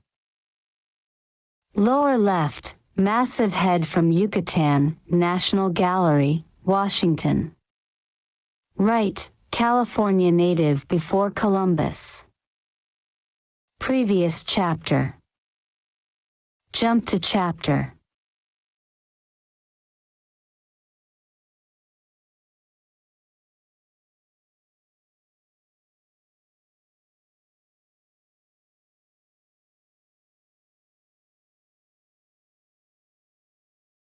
At the founding of Santo Domingo, its first town in 1496, the New World, from Canada to Argentina, excepting small areas in Mexico, Guatemala, and Peru, was but one vast wilderness. Its most urgent need was labor, hard manual labor to fell forests, build roads, towns, and homes, grow crops, and work in the mines. Would the Spaniard have done these? Asked Sacco. He replied that they were adventurers in search of loot, gold, silver, precious stones, and were thus by nature unfitted for manual work. Besides, there seemed little reward then for industry of that kind. Robert Beverly of Virginia, writing as late as 1705, said, "The discouragements were enough to terrify any life was tough." 44 of the Pilgrim Fathers died in their first winter in America, and Governor Bradford said of the survivors, scarce 50 remained, and of these were only 6 or 7 sound persons. George Thorpe, a highly educated colonist, thought, however, that despondency was the real cause. He said in 1621, "More do die here of the disease of the mind than of their body." But even if the Spanish newcomers were diligent, Spain, of herself, could have done little. What with her continuous wars, she hadn't the immigrants to spare. The only labor available was that of the Indians, whose enslavement began at once. And there were millions of them. Could they have been counted on? The blunt truth is that the first colonists, Spaniards and English, were able to do little with them. First, they were unfitted by their mode of life for the hard work needed of them. The male Indian was a hunter, not a laborer. Hard work was left to the women. As Duc de la Rochefoucauld Liancourt wrote as late as the 1790s, Among the Indians, the husband does not work at all. All the laborious services are performed exclusively by there hadn't been any need among them for such labor as the whites demanded. What Beverly said of the Virginia Indians was generally true of all Indians. They had escaped, he said, the first curse of getting their bread by the sweat of their brows, for, by their pleasure alone, they supplied all the necessities, namely by fishing, fowling, and hunting, skins being their only clothing, living without labor and only gathering the fruits of the earth. This would be even more true of those in the warmer regions, settled by Spain. Thomas Jefferson didn't think very highly of them either. He said they were useless, expensive, ungovernable. The Spaniards considered Indians just one step above the beast. They called them gente sin razón. Finding them unwilling and useless laborers, they massacred them and fed their flesh to dogs. Las Casas' account of this is one of the most horrifying of all documents on man's inhumanity to man. They even sent Indians to be sold in Europe. Columbus, himself, took 400 for sale therein.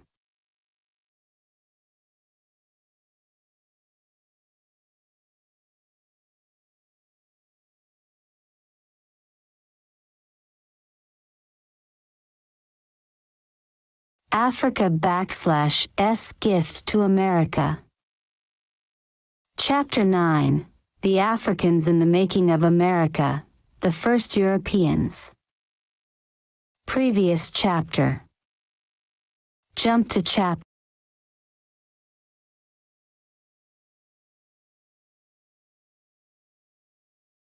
The early American whites were almost as cruel. Connecticut whites massacred the Pequot Indians. Infants were torn from their mother's breast and hacked to pieces. The heads of the parents were chopped off and kicked about in the streets. Governor Bradford wrote, "It was a fearful sight to see them frying in the fire and the streams of blood quenching the same, and terrible was the stink and stench thereof. But the victory seemed a sweet sacrifice, and they, the whites, gave praise thereof to God." Less than a century and a half after Columbus, the Indians were virtually extinct in such older colonies as Santo Domingo, Cuba, and Jamaica. Sacco thinks that had their exclusive use continued, they would all have perished everywhere. The failure of the Indian to fit into white civilization comes right down to our day. In 1958, when leaders, representing 65 tribes, met in a National Congress of American Indians in New York, one spokesman called his people the sickest, poorest, least educated people in the United States, and at that, Indians are further advanced in the United States than anywhere else in the New World. The Navajos of Arizona live in filthy log huts with dirt floors, smoke holes, and old kerosene drums for stoves. Those of Great Falls, Montana, live in awful squalor. The Indians in Nevada lived below the level of the poorest I saw in any part of North Africa. Of course, thanks chiefly to oil, there are wealthy Indians in Oklahoma. In Montana are well-to-do cattlemen. But the general standard of the Indian, as I saw it, even now in New York State, is no higher than that of the average northern Negro a century ago. Besides, of the millions of Indians who were in the United States at the arrival of Ponce de Leon in 1512, there were in 1950 only 343,910, of which a very small percentage is of original stock. In all fairness, it must be said that it was largely the white man's fault why the Indian didn't get along with him or adopt his ways. The Indian, to whom hospitality was a creed, welcomed the whites at first but soon found they had but one idea: loot.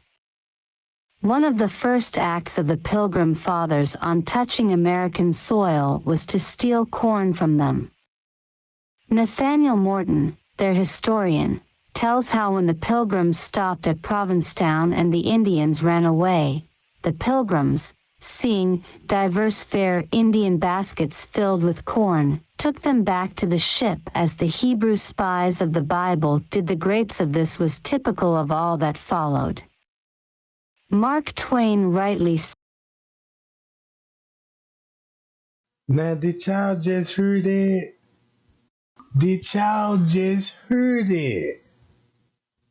They took to the ship.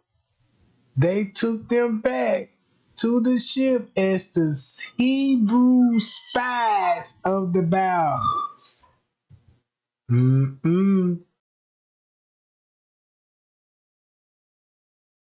said that the Pilgrims on landing fell on their knees and then fell on the Aborigines.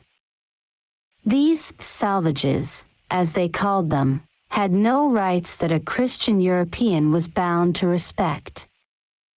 Had the Pilgrims touched some European shore and seen their baskets of corn, wouldn't they have considered that theft? Later they were to capture Indians and sell them as slaves in the West Indies. As a result, Indians all over the New World developed an apartheid psychology. Patrick Henry tried to overcome that in Virginia by proposing intermarriage, but nothing came of it. Over all the 2 Americans, Indians still lived to themselves. The Indian reservations in America foster this apartness, even thought most of the dwellers there are only traditionally Indian. For instance, the Shinnecock Indians of Long Island, among whom I have been, are indistinguishable from Harlem Negroes. According to Virginia law, an Indian is only so on the reservation. The real cause of the Indian's backwardness is his pride of race, the feeling that he is the first American. One finds a parallel between him and the poor whites of the Tennessee mountains, the hillbillies, and the poor barefooted whites of some British West India islands. The wretched poor whites of Barbados, the Redlegs, are extremely proud of their descent from the Irish slaves sent there by Cromwell and keep off to themselves. In short, events have proved Sacco was right when he said that had Indian labor been depended on, the New World wouldn't have been what it is. The North European. Sacco spoke chiefly of the South European and what he hadn't done. What of the North European? He, too, lived in a greater or less degree of comfort at home. Thus it was only the most adventurous and desperate who would tear themselves away to go to a wild land. The discouragements, to quote Beverly again, were enough to terrify any man that could live easy in England from going to provoke his fortune in a strange. Gondomar, writing in 1612, said, "This colony, Virginia, is held in such bad repute that not a human can be found to go there in any way whatever." He cites the case of 2 Negroes of London, brought before the mayor for theft. The mayor told them they could be hanged, but he would pardon them on condition that they should go and serve the king and queen in Virginia. They replied that they would much rather die on the gallows here and quickly than to die slowly, so many deaths in. The first Englishmen who went to Virginia had positively no intention of settling there. Such a land was no place of abode, for they had fancied America was like India with plenty of gold, diamonds, and silk, and expected to return laden with loot. Which they didn't. They called themselves gentlemen adventurers, and would have scorned the kind of labor that settlement demanded. Most early settlers were convicts. If then the colony was to be peopled, how could it be? Stockholders in the Virginia venture found the answer. Use it as a place of punishment. Ship the convicts and others of England's unwanted there. Why hang a strong man for stealing a shilling or breaking into a shop when you could use his labor? In 1611, Governor Dale urged James I to banish all condemned persons to Virginia. Before that they were shipped to India. But the voyage round the Cape was long and costly. America was so much nearer. Those from Oxford jail were sent and young people with previous criminal records. And so as slavery lessened cannibalism, transportation to America made less work for the English hangman. One can imagine the rage of sadistic Chief Justice Jeffreys, who used to send offenders to the gallows in droves, at this arrangement. Later, the Committee of Trade of New York petitioned the authorities to send to New York all prisoners to be transported from Newgate. It is doubtful, says Alexander Brown, if any other class of white labor could have been secured to open up Tidewater, Virginia at that time than such as were sent. And these were, it is a fact, said the American Historical Review, that the transportation of convicts was a regular and systematic pursuit through the 17th and 18th. An estimated 20,000 of these felons came to Maryland alone between 1737 and 1767, among them 115 on the York from Newgate Prison, March 22, 1739. Their names are. Of course, all sent were not actual criminals. Some were debtors, others political dissidents, prisoners of war, labor agitators, and the like. Some might have stolen only a loaf of bread or whitened farthings to make them look like sixpences.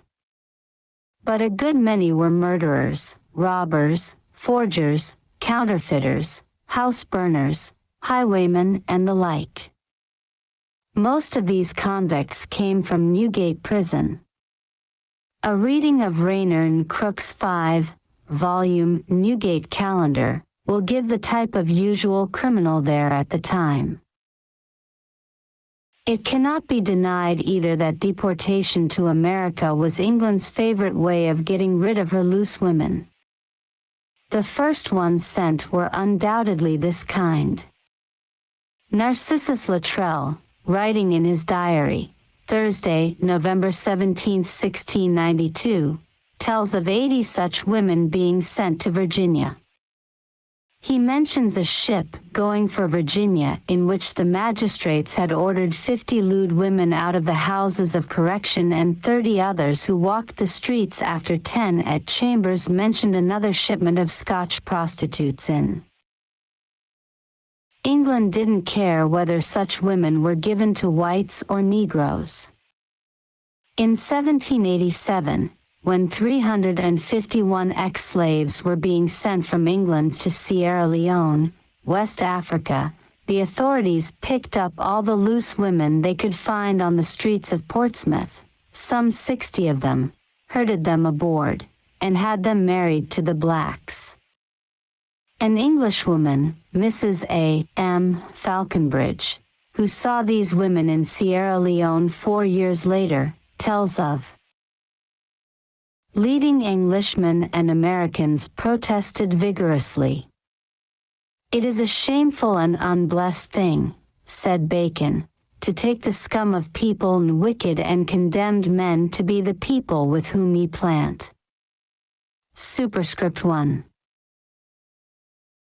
The American Mercury, February 14, 1720, says of the arrival of above 180 of these malefactors from the prisons of Newgate and Marshalsea. These ways of transporting villains amongst such a flourishing people is to lessen our improvements and industries by filling the vacancies of honest men with tricking, thieving, and designing rogues who will hardly be brought to get their livelihood by such laborious and settled means. The Mercury, October 29, 1720, lamented that the plantations cannot be ordered to be better populated than by such absolute villains and loose women, as these proved to be by their wretched lives and criminal actions, and if they settled anywhere in these parts can only by natural consequence leave bad seeds amongst us. The Virginia Gazette, May 24, 1751, says, when we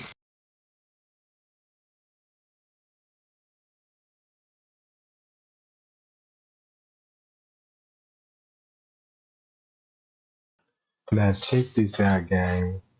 I got some more that I'ma show y'all. Cause I'ma show y'all these little documents that I got, and they gonna make a whole lot of sense when you know the nature knows no color line. Do y'all know who that woman is right here on this picture, right? She's a queen. Now look, I'ma show y'all all this.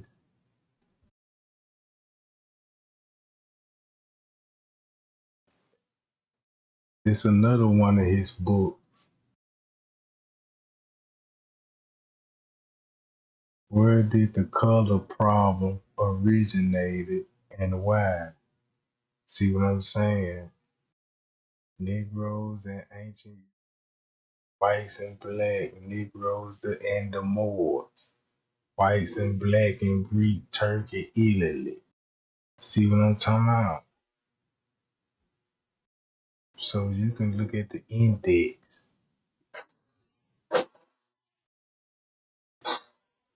and this will tell you about Africa, all the evidence, how Europe, Russia, and them, how they really, you know what I'm saying, took over and stuff, right? So I'm gonna go back to this. Where was it right here?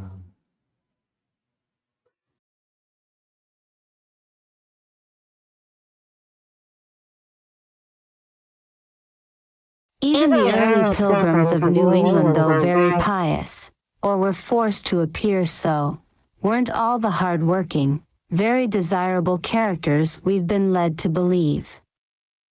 Governor Bradford, writing in 1642 of the severity of punishments in his colony, said, "And yet all this could not suppress the breaking out of sundry notorious sin, especially drunkenness and uncleanliness, not only incontinence between persons unmarried, for which many both men and women have been punished sharply, but some married persons, but that which is even worse, sodomy."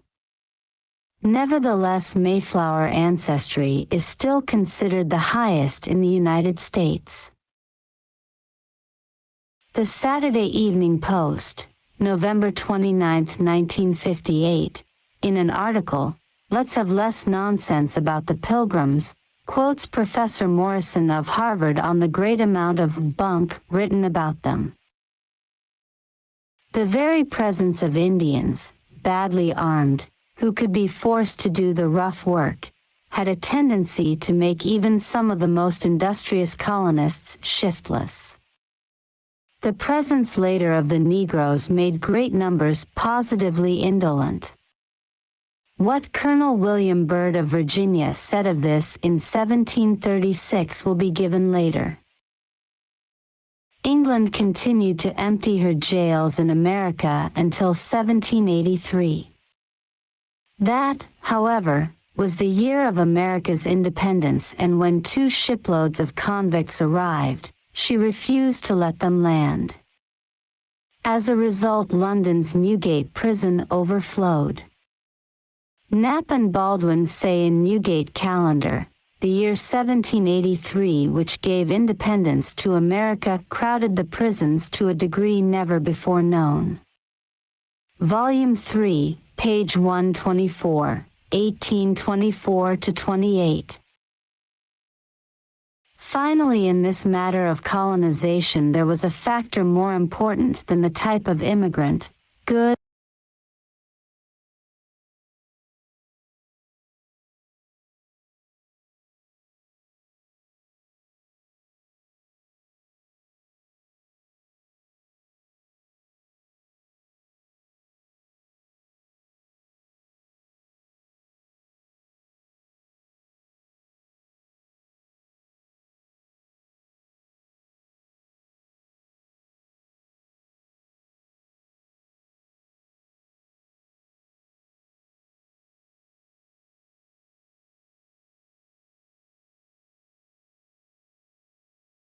Now check this out, guys.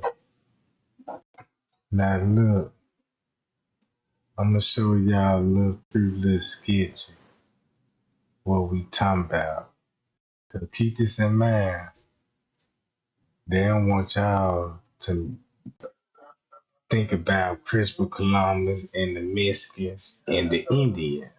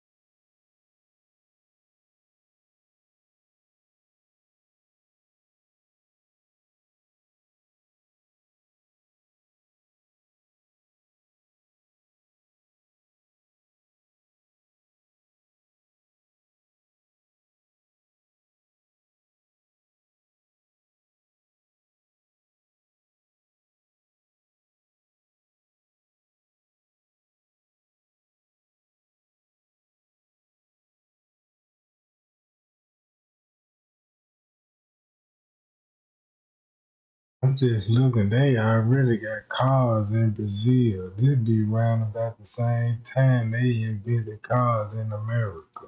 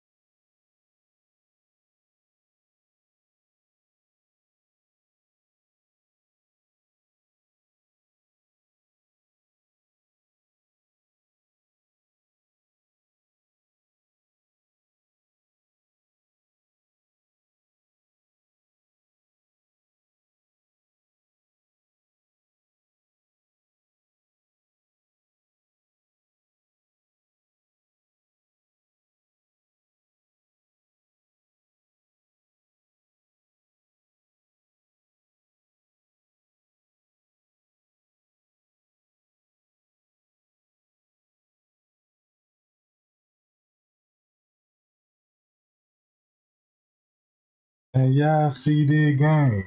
Look at these pictures and these images, right? African slave girl dressed it in Portuguese style. Look what they were looking back way before we were born.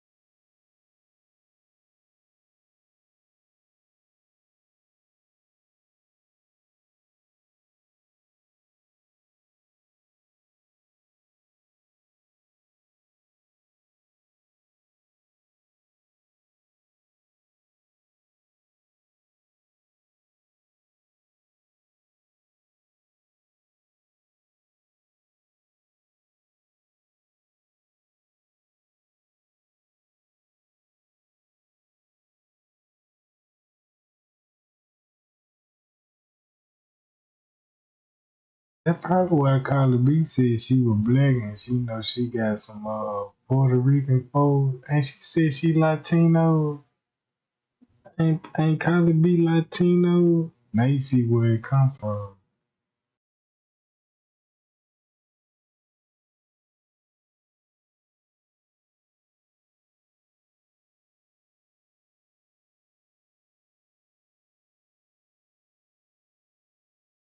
When they say the first woman to be born in the new world, you mean they talking about America.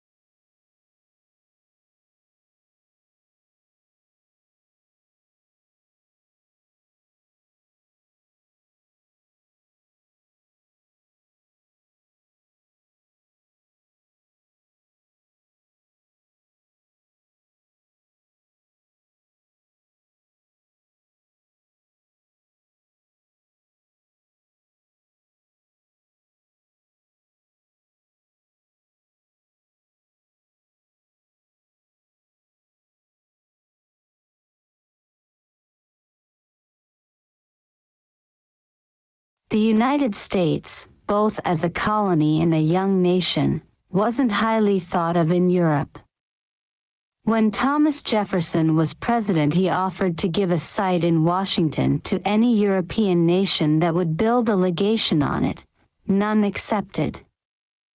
Many leading writers even considered the new nation hopeless, among them Count Gobineau, Sidney Smith, and James McSparran. Gobineau was expressing a sentiment long popular in Europe when he said, "Americans represent the most varied specimens of the races of old Europe, of whom the least possible can be expected. They are the refuse of all the ages, Irish, Germans, often mixed blood, some French, and Italians, who outnumber all the others. The mixture of all these to generate types gives, and will continue to give birth to new ethnic confusions.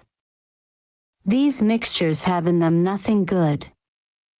Italian, Frenchman, Anglo-Saxon will amalgamate in the southern states with the Indian, Negro, Spaniard and Portuguese already there. From such a mixture one can imagine nothing but horrible racial results. Nothing but an incoherent juxtaposition of the most degraded." Still another writer called America, the graveyard of the white race. An American-born Bayard Taylor said an American is an Anglo-Saxon relapsed into barbarism. In the Bible it was asked what good could come out of Nazareth. In a similar vein, Sidney Smith, celebrated writer and wit, asked in 1820, in the four quarters of the globe, who reads an American book? Or goes to an American play? or looks at an American picture or statue. What does the world yet owe to American physicians or surgeons? What new substances have their chemists discovered, or what old ones have they analyzed? What new constellations have been discovered by the telescopes of Americans? What have they done in mathematics? Who drinks out of American glasses? Or eats from American plates? Or sleep in American? Oh yeah, you said that. Yeah, he got 3 volumes on this book. That ain't even the only book. He got plenty of books out. He got Superman to a Man, 100. Check this. This the book you might want to read. 100 Facts About the Negro. You see what I'm talking about? You might want to look. You might want to look into that too. It's a lot of books that this man got. I got some pulled up right now. Cause this book right here is the gift. It's Africa gift to America. Oh, the whole purpose is we the chosen people, like in the Bible, we the Hebrew Israelites, like, and we over here in the strange land speaking strange language, meaning English. And that's why he's saying, you know what I'm talking about, what Hitler said. America got the most precious jewel God owned, and that's the Hebrews. See what I'm talking about? So look, check this out. Do y'all know this here play a big role? Cause it let you know who was over here before Christopher Columbus came over here. He was already Indians. He was already Mexican. He was already us over here. You know what I'm talking about? That's why they can't come up with a story of how we got here. So now they got them, you know what I'm talking about? Well, look, give them the Christopher Columbus story and say they shipped them out on boats and stuff like that. And it really wasn't even like that. Because you heard what these folks said, that Christopher Columbus came over here with black people. And they were spies. And you had Hebrew people that were spies. And that's like what you see today. Just say like, think about it. Think about Christopher Columbus, the police, and he got black officers. You know what I'm saying? He could send it, you know what I'm saying, to spy on the camps and all that. And keep this in mind, Christopher Columbus is an Italian. That's why who really invaded. If we want to know who the enemy were going against, they were going against the mob. The mob, Jack. And that's why the mob run the whole goddamn America. American. But less than a century after that, America was not only doing all it was said she couldn't do, but had taken the lead of all the nations on earth. Indeed, the rise of America from a wilderness over which roamed Indians and buffaloes to world power, and from a people once so pressed by hunger that some were driven to a nation with enormous surpluses of food, is nothing short of the miraculous. Britain took 19-20 years to become the world's foremost power, 1,643 years from Julius Caesar's invasion, 55 BC, to the defeat of the Spanish Armada in 1588, and another 277 years to Waterloo, 1815. The United States took only 353 years, that is, from the founding of St. Augustine, Florida, to the end of World War I.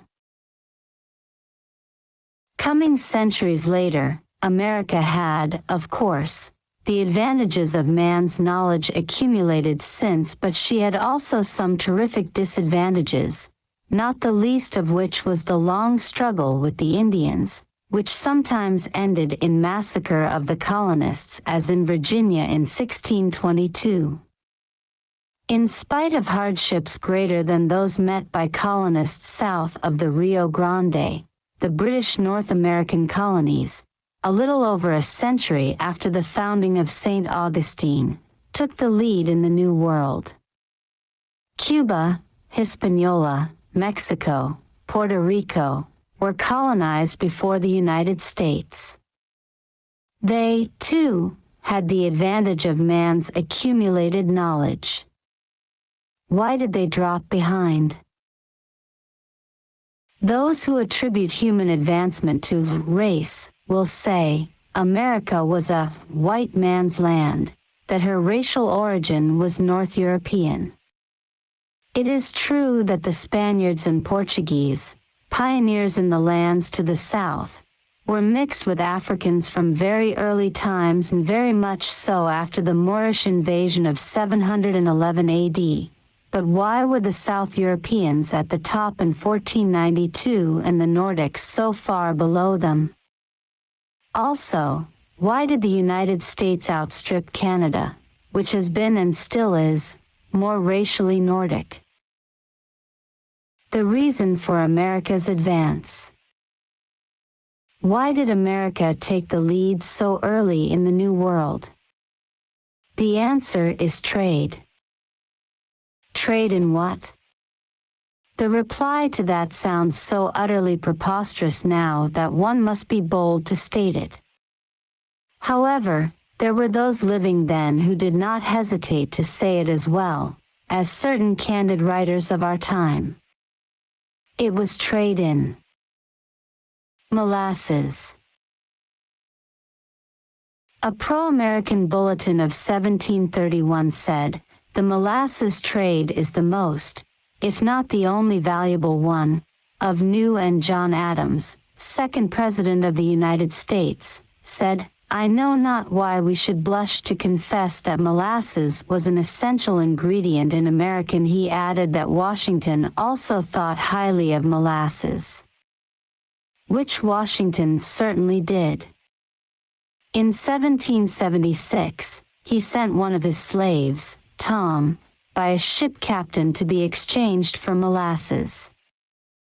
Washington, Writings of, Volume 2, page 211. 1889. Why molasses? Molasses meant rum.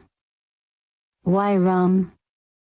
Rum was for exchange of Africans on the African West Coast. In short, it was the sale of Africans in the New World, the slave trade, that laid the financial foundation of the United States. It was Africa's great gift to America. Man, that's cold-blooded, gang. You see what I'm talking about? This what I do. This type of books I read. I be into this. Cause the things they taught me in school about George Washington never told a lie. Who was raised up in school when your teacher taught you this shit and said George Washington never told a lie and he then chopped the cherry tree down? So we were looking at him like he a good guy. And come to find out he a slave owner. He done, you know what I'm talking about, took slave teeth out their mouth, put them in his mouth. You know what I'm talking about. And keep this in mind, Benjamin Franklin. Check this out. Did y'all know Benjamin Franklin was heavily involved when it come to organ harvesting? Don't y'all know how many bodies they found in his basement when he died? Don't you know that's what he did? Don't you know that he had a prison in his house? And when they take the inmates in there, some of them don't never come out. He had chambers down there in the basement. And this was a president. All the president owned slaves. Even you had president in office that was mixed. You know what I'm talking about? And you got George Washington selling slaves for some liquor and hog head cheese. That's sour. That's me. You see what I'm saying? That's just like he was basically sold him and got groceries. Give me some local and give me some of this molasses over here. You know what I'm talking about? Mm-mm. So that was America's greatest gift was us being over there. Cause once they came over here, tricked us, took over the land, you know what I'm talking about? Cause look what they got us doing. The hard labor, building the roads, you know what I'm talking about? Then once we get to achieving, they lock us up and institutionalize it. You know what I'm talking about? America. More will be said of this in the proper place. The coming of the Africans. Africa as a source of labor was discovered by the Portuguese in 1440, that is, for the period of which we are speaking. The first batch of Africans brought to Lagos, Portugal, sold readily, as Azurara, an eyewitness, tells us. They proved so useful and were brought in such numbers, that before long southern Portugal was peopled largely by them and their mulatto offspring. Spain, Italy, France, and even England, were soon importing them, too. A century of almost continuous wars had depleted their populations. When Columbus and the first Spaniards came, it was inevitable that Africans should be with them. But since there was no intention then of using them on a vast scale, only a few were brought in 1502. Since there were plenty of Indians, why bring in other labor? But as was said, Indian labor soon proved unsatisfactory. The use of Negroes came about thus.